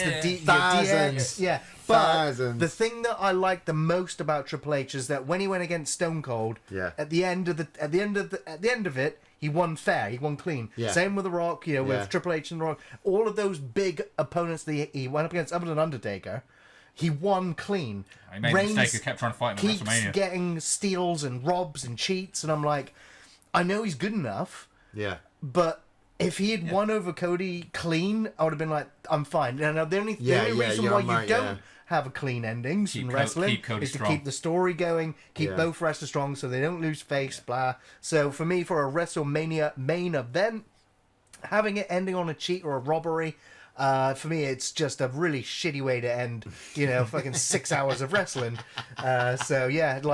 Fantastic match. I'm not absolutely watching the next one. shit because of the end, and that for me is the lasting taste you have of the show. That is the problem, isn't it? Is that it goes out on that. And because you want to tune in for Raw the next night. Yeah, but again, like you say, as a casual fan, yes, you kind of feel like.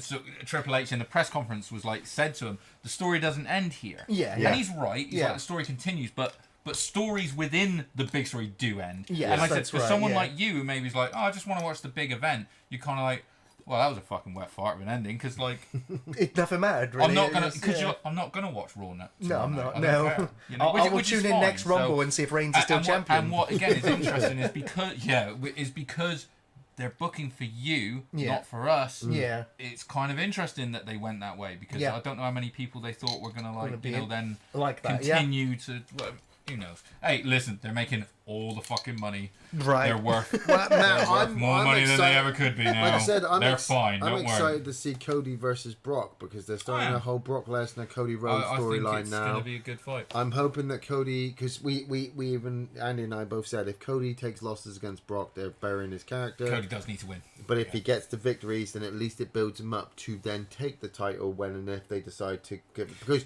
Sorry, I the don't only way know Cody who else loses, is going against the only way Roman Cody Reigns now. loses is if he loses his shit and just beats him to death with a chair. Yeah, And so he loses by DQ, by losing to way too. but doesn't get beaten. Yeah. But That'd then- be like, all right, okay. Yeah. It's Backlash. It's a nothing pay-per-view. Yeah. There you go. Well, that was WrestleMania. That was 39. WrestleMania. Yes, thank you very much, Annie, for taking us through the both nights. Same time Yeah. next year. Hope lads. everyone enjoyed Yeah, listening. I tried to put as much as I could there. Yeah, you But both we just are done, going to man. take Yeah. a very quick break, and then when we come back, we're going to be answering your questions. Yeah. Yes. And welcome back to the third part of the podcast where we are going to be answering your questions. Woohoo! So, first question we have in is from Solza. What up, Soldier? When and how do you think Roman Reigns will drop the title if he ever does? Are we still talking about wrestling? Yes, we are. I am hoping he loses it before the next Royal Rumble. Simply because I do think it's gone to the point now, and I'd love for him to break 1,000 days. I'd love him to break Bruno Sammartino's title, He'll break a title 1,000. reign. I'd love him to fucking retire with the title, and then they're bringing in another title and stuff like that. But I want him to lose it to. I mean, who's in running for him? Do you want to know who beats him for it? Honestly, like, okay, how and when, can't tell you. Other than I think he'll do over 1,000 days, and it's going to be at a major pay-per-view. It's either going to be SummerSlam or WrestleMania. Do you know who beats him? Who? Rhea Ripley. That would fucking. I would. Why the fuck? What a twist. It was Impact World Champion, Tessa Blanchard, right? So it's been done. You telling me that Yeah. Rhea Ripley isn't convincing enough that she couldn't beat a guy on the roster, which she's already done. They've planted that season. They've had her beat men on the roster, and this weekend you had the Judgment Day. You had the Judgment Day start up with the Bloodline, which she's a part of. Oh, mate, honestly, I would not be mad if they went, fuck it, we're gonna. I can- because it would piss off so many people. It would piss off I'm not, so oh, many my, people. oh my God. I'm eating your anger. I'd go with it as well, but at the same time, it's how do you keep the storyline going from there? Don't matter. Fuck it. The It story does. never It ends, does. bitch. You got to get the next tax year, dude. You got to get the next April for the tax year, and fucking McMahon needs the money. I'm just saying. I'm thinking What? Rhodes. I'm thinking Rhodes will take it I before the think end of the year. Rhodes should do it. Rhodes Yeah. will take it before the end of the year, unless. Do you know what would be good? If they- Rhodes can take it at, say, SummerSlam, the big Mania match for Roman next year is if he finally gets to fight The Rock. Yeah. Because what's more important is him being head of the table, and it's him beating the head of the family. So he doesn't need the title. CM Punk comes back. Oh, God, please, no. No, Fucking please, Goldberg. No, God, no. Sorry, Yeah. Solzer, I've got no answer for this Triple one. H! But Triple I H! would say Triple H, WrestleMania 40.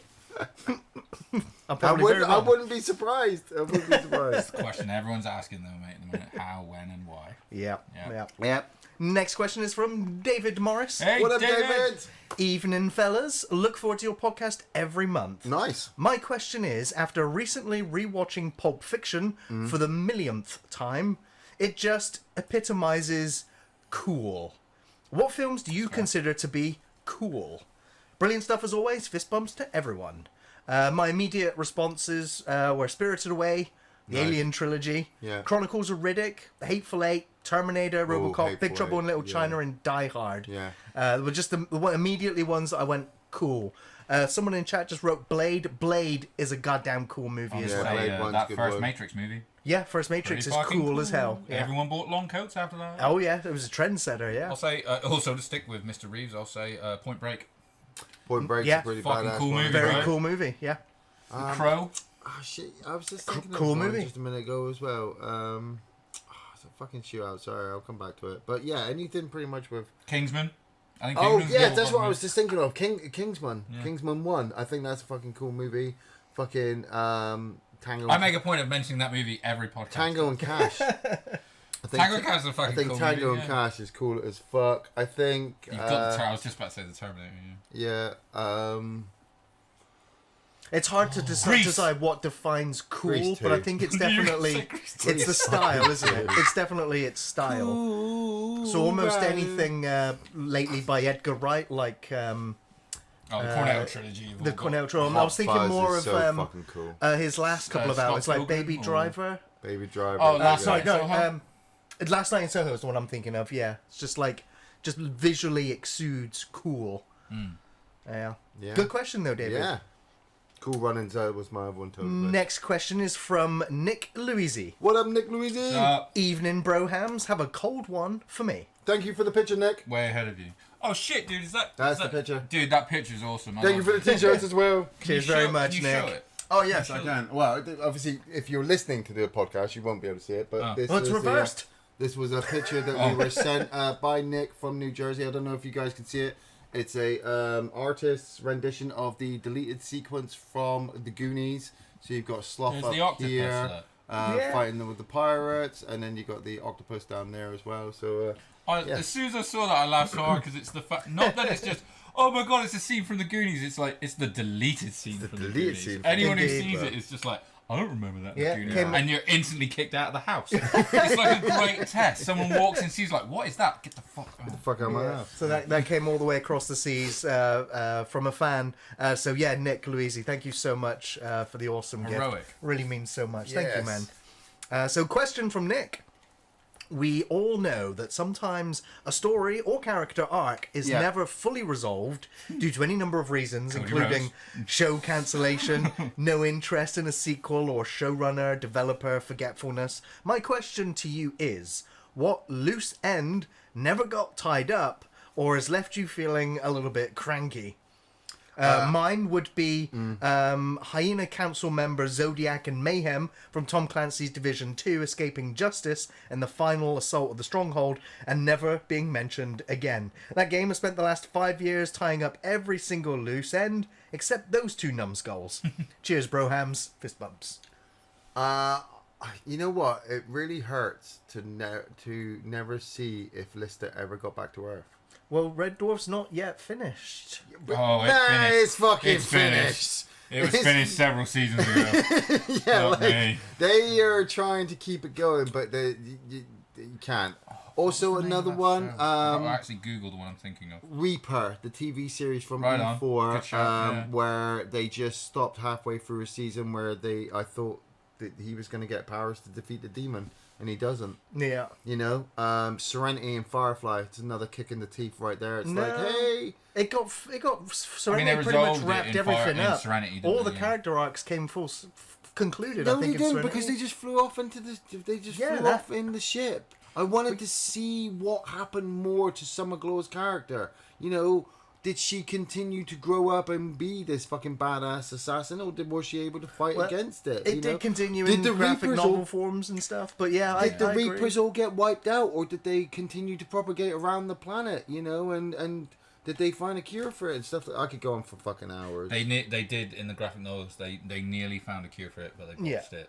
You'd love it. I don't read.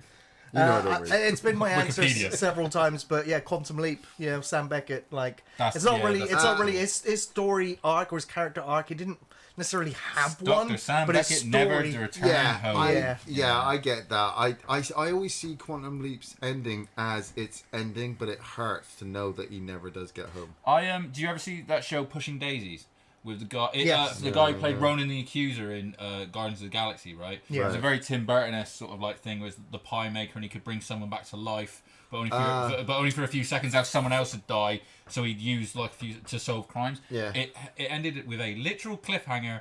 He was hanging from a cliff with the other women in it, and there's actually like a bit of a love story between them. It was brilliant, and it never got picked up, so it just ended. Yeah, I- just ends there on a cliff. I feel It the was really same in my DVD collection. I've got Dead Like Me. Dead Like. Well, no, that I had a watched movie Dead Like Me. conclusion. Oh shit! Did it? Yeah, Did yeah, it? yeah, Oh yeah. wow! Fuck. Yeah. Did Due South get a conclusion? I don't know. No, it didn't. It literally got, 2 seasons? That was it. No, it was more than that. It was like 4. Another. Yeah, 'cause they changed the Ray actor. I guess it's more of a show I'd rather see renewed. Not rebooted, but sliders. Like, most of the characters Yes, got I'd like unsatisfactory endings in that one, which, still annoys me. I always mention Angel, but I'm like, you know what? No, every character had a good arc. Like, they either Angel, died, felt like an ending. or they hit an ending. Again, it continued in graphic I was novel going to say, I've form. got the book, so And again, because there's one character I thought who, throughout the whole of the Buffyverse, who had a massive story arc was Spike, and I don't think his story arc was good, but it never fully concluded. Yeah. like he Angel's ended up did. in the Playboy Mansion. Well, wow, well, there you go. Yeah. I would have liked to have seen Legit, that. like, yeah. Yeah. I'll lend you the books. Yeah. There's also another sort of loose ends that have always bugged me is the alien queen getting into the dropship at the end of Aliens and how those bloody eggs got there. It's just she squatted and pushed out her vagina. In all that, she didn't really have time. She doesn't need the egg sac. The egg sac just allows her to make loads all at once. All I'm just saying is I have a hard time visualizing the queen from the moment at the end of Aliens getting onto the dropship and then stepping off and killing Bishop, yet still also secreting these eggs and placing them where they need to go. It's just like, for me, placing them hot. in the ship doesn't make sense. Leaving the egg stuck in the landing gear of the dropship, that's where I'm at. Yeah. But then the beginning of Alien Freeze doesn't make any sense anymore. Next question is from Matthias. What up, Matthias? What up, man? Imagine you can pick 2 pro wrestlers from any... How are these wrestling questions? I wonder why. Yeah, come on. If you could pick 2 pro wrestlers from any era in their prime to fight a UFC... What's UFC mean? Ultimate Fighting Championship. Ultimate Fighting Championship fight. All right, Who I got would this. you pick? Yeah. So this I got basically this. means they're going to kill each other. I got this. Oh, go. Okay, so you take Haku, Meng. Ooh, yeah. So part of the is he part of the Inouye family? He is, isn't he? Yeah, he's like the Rock's fucking uncle or something. Yeah. He's close. It's like Celebrate is just the fucking nastiest like artist man that's ever walked. Yeah. Him versus Logan Paul. He'd kill Logan Paul. Yeah, you see where I'm going with this? Yeah, I see it. It's not much of a fight. I Like guess him he versus is Brock. Logan Paul now considered a pro wrestler? Is that Yes, qualify? because he signed a contract. Yeah. And he's worked for them. I mean, does it have? Did he say it? Do you know what I'd love to see? UFC fight. Well, yeah, but genuinely, so I'd love to see Brock Lesnar fight Ken Shamrock. Ooh, I'd like primed. Brock Yeah. would destroy Fucking Shamrock, I horrific. think. Oh, I don't think he would. Do you know what would be a? I think I've never seen Shamrock in UFC. I've seen. You could Brock, also though. because he was a Shamrock. pro wrestler for a while. You could take Dan Severn Yeah. in his prime versus Brock Lesnar. Now, Dan Severn is like you're talking UFC when it's bare knuckle. Do you know, Like, that would be fucking. like that I would be like fight. I like UFC, but like the majesty when it comes to a proper wrestling match takes just pisses all over a UFC fight for me sometimes because they're just punching each other in the face. All I've got in my head at the moment, for some reason, is Owen versus Eddie. I'd love to see Owen Hart versus Eddie Guerrero. Hey, Owen Hart did that Lions Den match with Ken Shamrock, With Ken which was Shamrock, kind of yeah. like a worked one, Yeah. wasn't it? Yeah. Kurt Angle would be a good one to put in a UFC fight. I was because gonna Kurt say Angle is Angle legit a fucking. My like, answer: Yeah. Triple H. Kurt Angle. Kurt Angle would Kurt beat Angle. the fuck out of Triple Triple H. H. Yeah, I Kurt know. Angle would beat I the know. fuck out of 90% of the roster. in True, fairness. absolutely. He'd climb yeah. up the side of the cage and Grapple then move so game to often. bring him down. Oh my yeah. god, he'd destroy him. Yeah. Yeah. Alrighty, God, great Angle- question. Good Cheers, question. Matthias. Angle versus Lesnar. Yeah, that's good. They're always great matches. Next question is from Havard Ryan. Have What up, fun. Havard? It's a fucking wrestler question. Yes! If They Live were to be made today, Yeah. which current wrestler would you choose for the lead role? Seth Rollins. I was gonna fucking say Seth Rollins. He's fucking just Yes, legit. mate, fucking right. Seth Triple H. Rollins. I think Seth Rollins, given the chance and a good role, could really act really well. Honestly, But- I think it should go to Cena. I think he would do it pretty well too. No, it says which current wrestler. Well, he just wrestled WrestleMania, didn't he? Shit, that's a good point. It's not current enough. Take that finger poke back. I mean, see, like you look at the list, like Cena, Austin, even Angle, they've all had these really good roles. Miz as well, not really good roles. They've played these parts. With They Live, with the character, that's a no-name character. So when they come on screen, you can't go, oh yeah, it's John Cena. Yeah. He's the hero. Because when it was They Live, you saw Roddy Piper and you're like, where's this going? What's Roddy Piper gonna do? You know, and by the end of the movie, you're like, fuck me, he's the greatest. He's gonna fucking kick ass actor. and chew bubblegum. Yeah. So that's immediately where my mind. Finn Balor's too small. I was thinking it's got to be a pretty big dude. Oh fuck! I forgot it's on tonight. I forgot to set it up to record. Shit! There's a channel. Sorry, diverging off of. This is pretty important. Linda, if you're in chat, listen, 'cause you got the remote. There's a TV channel on Sky called Legend. It's like 148 or something, and it was advertised this week. This airplane heist movie with Edge, and Edge is like a fucking TA agent on this plane, and it's also got Thomas Jane in it and somebody else. The Punisher. And it was advertised to be on TV tonight, and I was like, wow, this movie looks so shit. I have to watch it. So Nice. maybe Edge as well. Edge He's could good. do Yeah, it. he's got the acting chops. Hey, that would yeah. work. Yeah. Yeah. Awesome. Great question, Great Howard. question. Thank you. Yeah. Next question is from Natalie Holbert. What up, What's up, Natalie? Natalie? Hi guys, hope you are well. My question: enraged by all the Start again. enraged by all the chick merchandise at Easter, a killer chicken, a chicken is on the loose. Assuming pets, partners, I love that pets is put first here. Pets, partners, and friends are safe. What 3 possessions do you save from her murderous beacon claws? Natalie would save her books, her old photos, and her memory box. See, I read her answer, and it said, what 3 things do you save? And she literally went, I'll save all of my books, all of my photos. This is like you making a list of like, So I'm like, Ian, do top 5. Well, I've done 9, but yeah. 4 of them are seagulls. So going along Natalie's lines, I'm going to save all of my books, all of my games, all of my DVDs. Yeah, like my Xbox Series X, my PS5 are one thing, right? And all my And the games. TV's it's plugged into it, so technically I could take all that. So my entertainment centre, I'll classify it as that.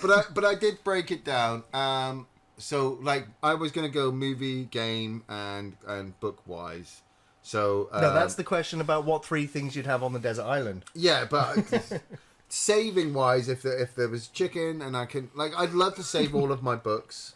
Because I have collected my favourite all-time books in one space. I'm never going over expanding. I know I should read more authors, but at the same time, I don't want... They say don't judge a book by its cover. You fucking do. You pick it up, you read the back, you go, I'm not going to read that. You put it... That's not its cover, that's the back. Cover. You judge a book. You judge a book by its wiki. She does. But if I had to break down, like, one thing from my games, I would try to save my signed copy of Duke Nukem 3D by John St. John. Because why not? I mean, it's signed by Duke Nukem himself. Yeah, 3 things, actually. My signed copy of Duke Nukem, my Ashy Slashy puppet, and comic book-wise, or book-wise, see, my £90 fucking Predator Omnibus book that I got for free would be a really nice save. Did I ever tell you that story? Yeah. I was tell you that story. But I'd also go with my Newt's Tale, Dark Horse comic book. Nice. Right on. Yeah, I'm very similar to you as well, Natalie. I've got a memory box of stuff. I can't remember what's in it. That's why it's a memory box. The irony. Exactly. I'm just like, I'll put this in here for keepsake. Why have I got a box full of people's hair? Who put that there? Fucking toenails, these. I'd probably take my PC. Like, I'll just take the PC case out. The You know? whole PC. I mean, like My business is on this. Exactly, my livelihood is on this thing. I also spent a fortune on it. You know, I'd struggle if I had to buy a new one right now. So I'd probably take the PC. But one of my most prized possessions, collections, is my Arkham Horror collection, my H.P. Lovecraft stuff. Spent hundreds of pounds on those cards and sleeves and boxes to store them in, present them nicely. So yeah, that'd probably be my one of my most prized possessions. I would go to the kitchen, I'd open the cupboard, and the 3 things I would take is I would take 3 eggs. and I'd pelt that giant chicken with its unborn children. Chicken! Damn! Because This got I'm not being dark. funny. If you started attacking someone and they threw fetuses at you, you fucking run. No one's standing up to that kind of bombardment. Trust you to just go straight up to the cock and try to take it on. Literally. Next question 3 balls in my hand. is from Nick Elliott. What up, up, Nick? Not a question at all. Just wanted to say. Skip it. Oh, okay. No. Just wanted to say to you, Jess, Andy, and Gary. Fuck you. I must be you. I must be you. Yeah, I'm guessing I must be you, and you're Gary, and he's Andy and Jess. Don't worry, Nick. I've been a fan for 6. Oh my god. I've been a fan for 6 years. Can't even spell my name right. Doesn't begin with a Y. God, I can't finish. Love what you lads do. It's my literal go-to every night. Nick, you have no idea how much of my day you've made with that fucking question. And now I'm thinking, it's like, is it my bad? Did I copy-paste the Oh question my God. in this in? Like, I'm No, sure I I'm couldn't have you. done. I'm you. You're Gary. He's Andy and Jess. So I'm you. Alright. That's what, I'm yeah. gonna fall into that rush hour. I am you. You. Who's on first? Yeah.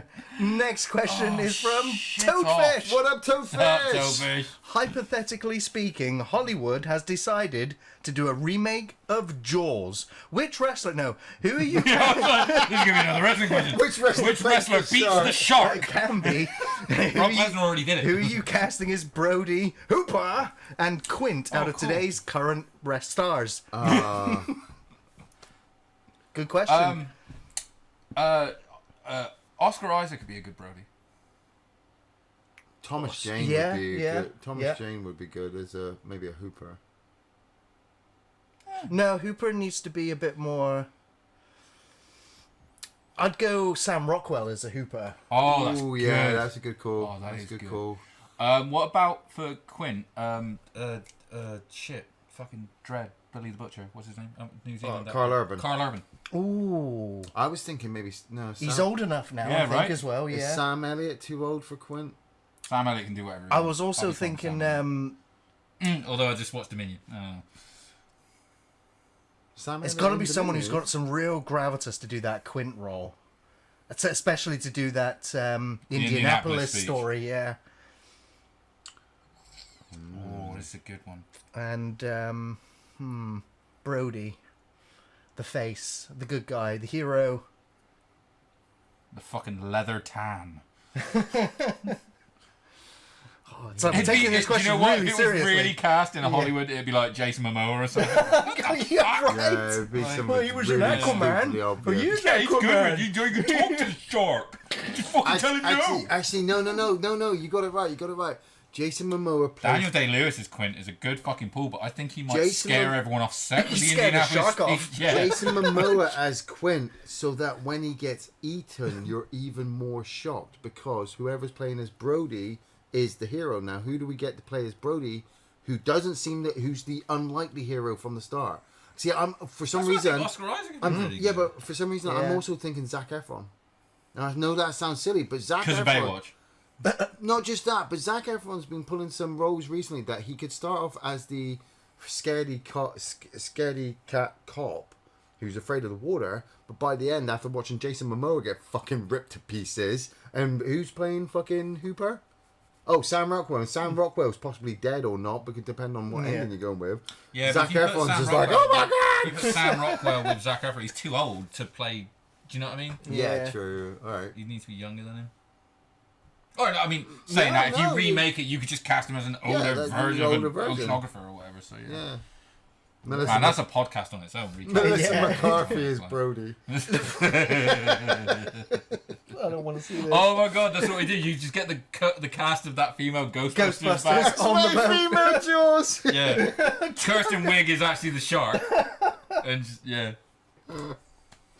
Thanks for the question, It's a Toadfish. girl shark this time. Girly shark.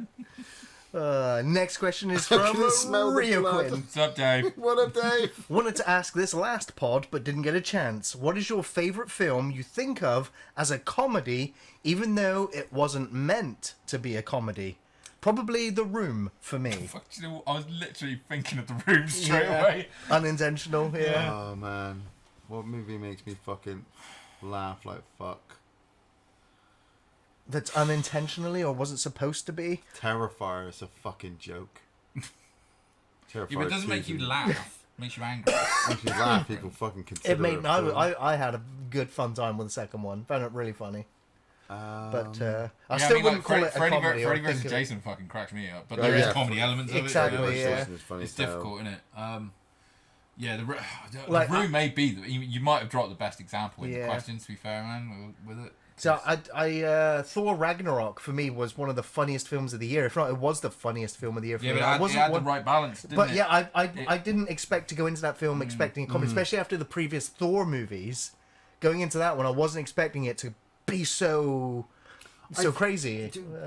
I know I get a lot of hate for this, but for me, this is why I love The Dead Don't Die, because I don't know if it was intentionally meant to be that funny for me, and then when I watch it, I'm fucking laughing because it feels like it is breaking the fourth wall, being intentionally that stupid. It's Jim Jarmusch, but but it's- he's an odd bod, so Yeah, it's that- like unintentionally funny. Probably, I mean, it's offbeat, so it's quirky and silly. That's but what I mean. Little things happen that I'm like, oh my god, that's just genius writing. But other people go, how? It's fucking stupid. I'm like, I don't know. I don't know. I just laugh my ass off. Dead Don't Die. Fair enough. it's a tough one. I can't do better than the example. Yeah, literally The Room, because it's they're so bad. It's fun. It's like Birdemic or Sharknado or I don't know.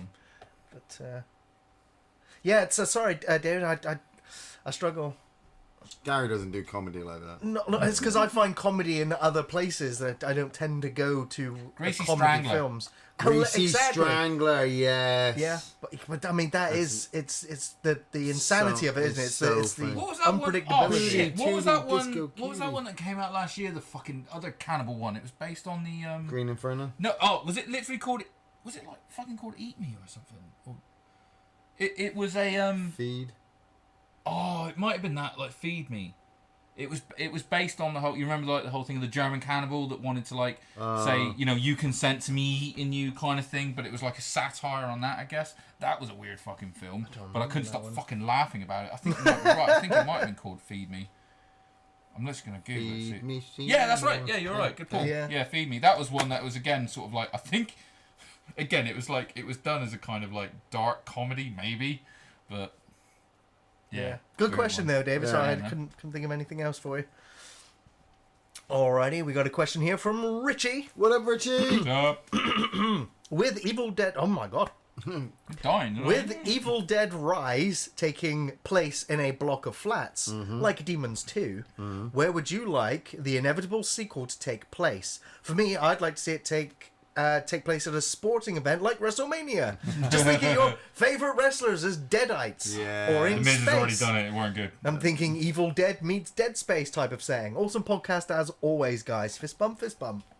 Cheers, Richie. I would like the next Evil Dead movie to be held at a Bowl-O-Rama, but there's a kids party going on. And so literally you see the kids come in and you don't notice them for like 30 minutes after all the demons come out, and then at some point you see like a table, like the camera goes past the table with all the party hats and shit, and people go, oh fuck yeah, there's 11 tiny kids out there that might either be dead or fucking deadites. And yeah, Evil Dead on a boat. God, we need to get the Wow, pages. was that the guy at the back of the meeting just fucking throwing anything at the board? Well, we've done it in a cabin. We've What done it in a about, medieval castle. What about at like a Comic-Con, so that way Bruce Campbell can play himself at a panel at the Comic-Con? oh, they did that in the comics, and he had to save Osama Yeah. bin Laden. Not Osama bin Laden.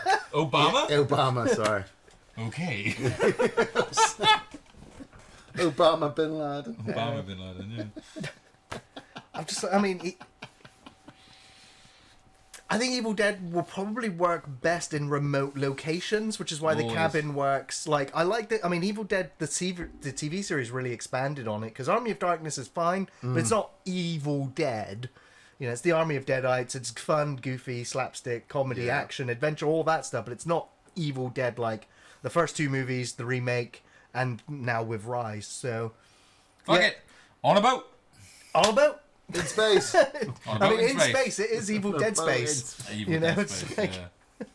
That's what sank the Titanic, you know that? It was the book. Oh, just trying to start a fight. Yeah, I'm starting to start a fight. If you know, you know. Cheers for the question, Richie. Next question is from Mr. Will Guitar. What up, Mr. What up, Will? Will? Okay, sirs, give me your all-time fave of all-time movie at Not This Again thing. Some suggestions.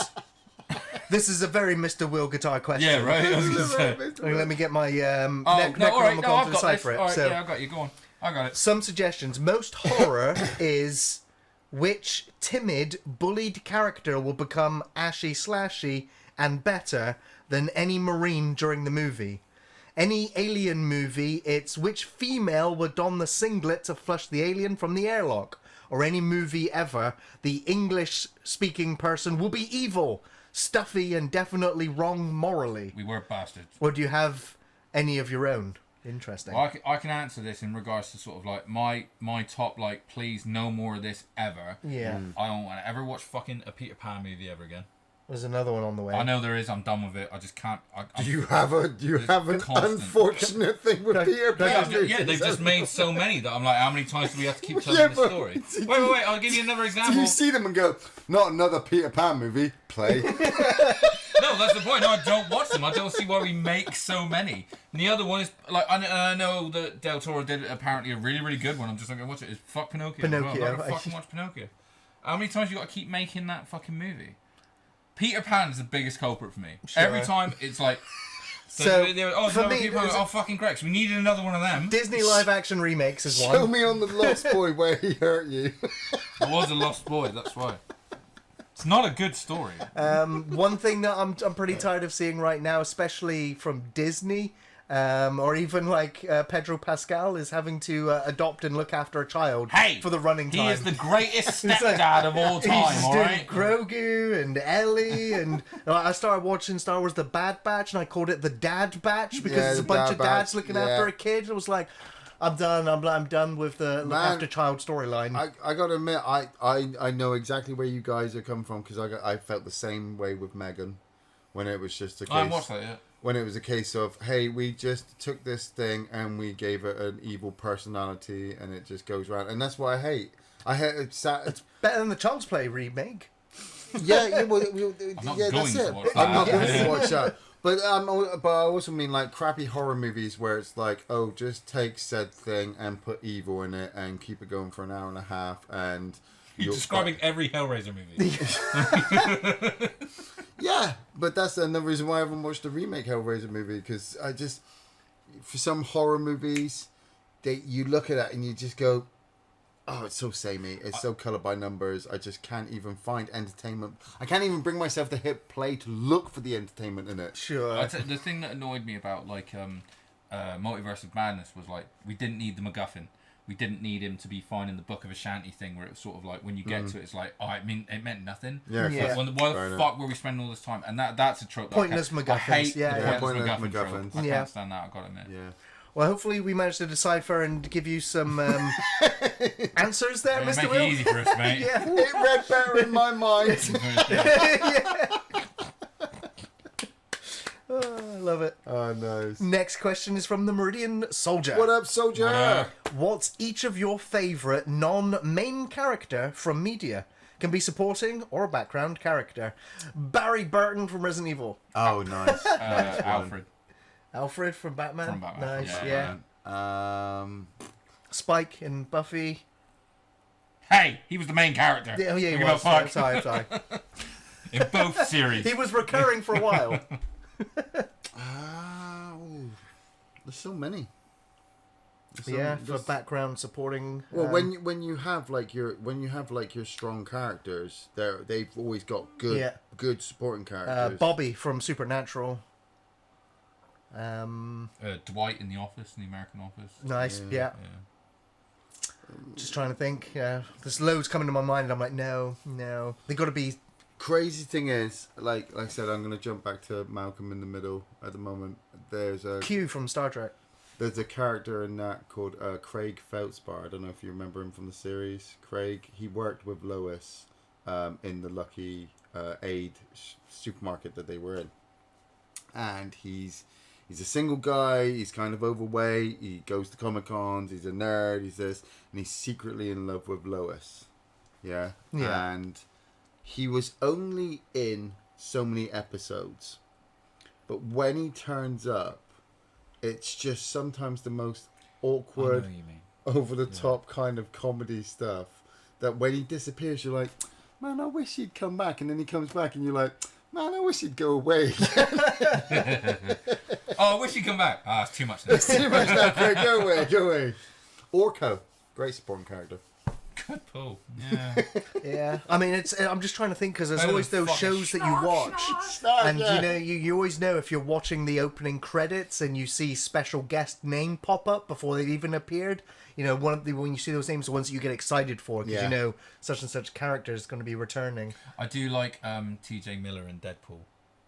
Oh, The guy who runs the bar. Didn't they get out, like, they hate each other after a while, didn't they? No, he got in trouble for being a dick on a fucking train, basically. And well, I don't even know if he's going to be in the next one. T.J. Miller, he got in shit. Rough shit, yeah. Cheers for the question, Paul. Good question, though, man. Yeah. Next question, let me go over here, is from CP Box Set Movies. What up, Box Set Movies? What up? It may have been asked before, but how did you meet? Only joking. My question is... do you know what? I was like, literally like, don't chew your fucking lip. My question is, what film, TV show, actor, or director do you think is overrated or overhyped? I'll start with Avatar, Way of the Water. Yeah. Look after yourself. Fist bump. Cheers, Box Set Movies. You know mine. Guys, you already know mine. Fucking Adam Sandler. Like, I don't even watch him anymore to know if he's overrated or not. But I don't have any other answer. Like Shia LaBeouf, like I thought he was totally overrated. Kind of glad that he's not around much anymore. Rian Johnson, I can't stand his way of making movies. Can't stand any of his movies. I think he's a pompous, arrogant little douche. And and so I won't even bother with his Knives Out movies. That's why I don't really have answers, but I'm just like, these are the ones that I just like. Everyone talks about them. Like, Big Bang Theory. Sorry, Andy. I think That's all right. I think Jason Momoa is overhyped. It's just, look, it's the way he looks. I mean, I know he's trying because he also did that. There's a Netflix program where he was like in a dream, but it was basically Jason Momoa with horns on. Oh, dude, that was actually quite a sweet movie. Yeah. I'm sure it was. I saw Linda was watching it and went, I'm out. And walked out the room. It's fun. I love The Rock, but Dwayne Johnson himself is just playing himself in every single fucking movie he's in. There's not much he can do. I mean, you could say the same thing for John Cena, but there was that movie that John Cena was in where he plays the drug dealer. I've seen the scene. Yeah. Yeah, that's fucking. I agree with you to an extent that I can feel a Vin Diesel rant coming up. They might be overrated or overhyped, but the thing is, like, you know exactly what you're getting if you go to watch a Rock movie. So, like, I don't think it could be overhyped. Not all the time. Rampage is really good. Yeah, it's good fun. I really like Rampage. Jumanji 2, fucking kill me now. I'd rather just go back and watch Jumanji. Now, I also know that Southland is supposed to be really good, and the Exercise one, Pain and Glory? Pain and Gain. That's fucking funny. That was really good. Those two are really good. Can't be bothered to watch Hobbs and Shaw of them. I'm not watching that either. I mean, there's the thing. Black Adam as well, I'm the same. I'll certainly put the Fast and Furious in as like. I was done with that after the second one. First one for me, but okay. I mean, here's the one that is the unpopular opinion that I get a lot, and I get a lot of grief for this. And you know, I'm a huge fan of stand-up comedians. They stand up. Yeah, huge fan of fucking stand-up comedy. Absolutely love it. But as a series, it's like it's not funny. It's Seinfeld, and I get so much grief for it because it's so beloved and it got so much praise. And Jerry Seinfeld is held in such high regard as a comedian. He's good writer, but this thing is that fucking what's the deal with style of jokes? I'm just like, are you just fucking stupid or something? I'd rather watch. I can't. It's like everyone's got a style that they like and they don't. His style just does not gel for me. But it's like everywhere you go. I mean, hey, like he doesn't give a fuck because he is richer than God. Yeah. But I'd rather watch. I've never fucking understood it. I'd rather watch Frasier over Seinfeld. Yeah, I don't like Seinfeld either. So I guess we're all in agreement. Yeah, fuck you, Jerry Seinfeld.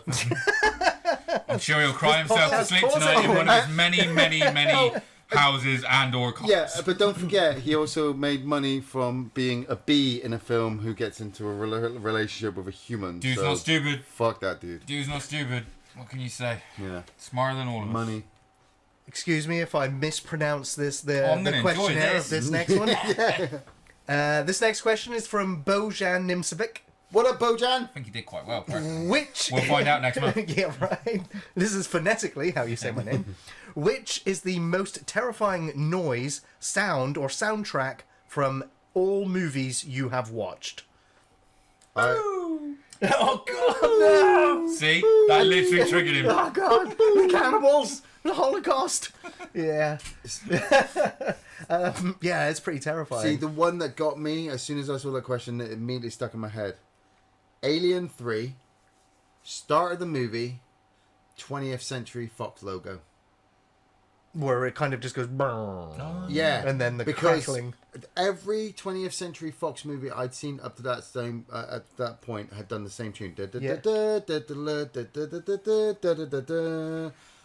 That was the first one that just went... Da, da, da, and it just basically told you before the film started was... Brace yourself. Brace your fucking self. Yeah. That was it. I'm gonna say the noise following the curb stomp in American History X. That's a pretty horrifying sound. That one lives rent free. If it weren't for the fact that you said movies, I would throw in the clickers from the Last of Us game and series. Yeah. It's the same noise. That gives me PTSD.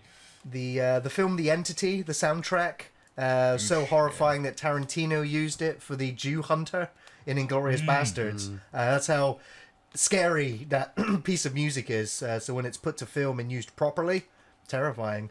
I mean, it's not, I'd say terrifying, but like it's kind of edge of your seat stuff, especially if you play the games too. But the motion tracker from Aliens, like when you hear it bleeping. Just thought of a really bad joke.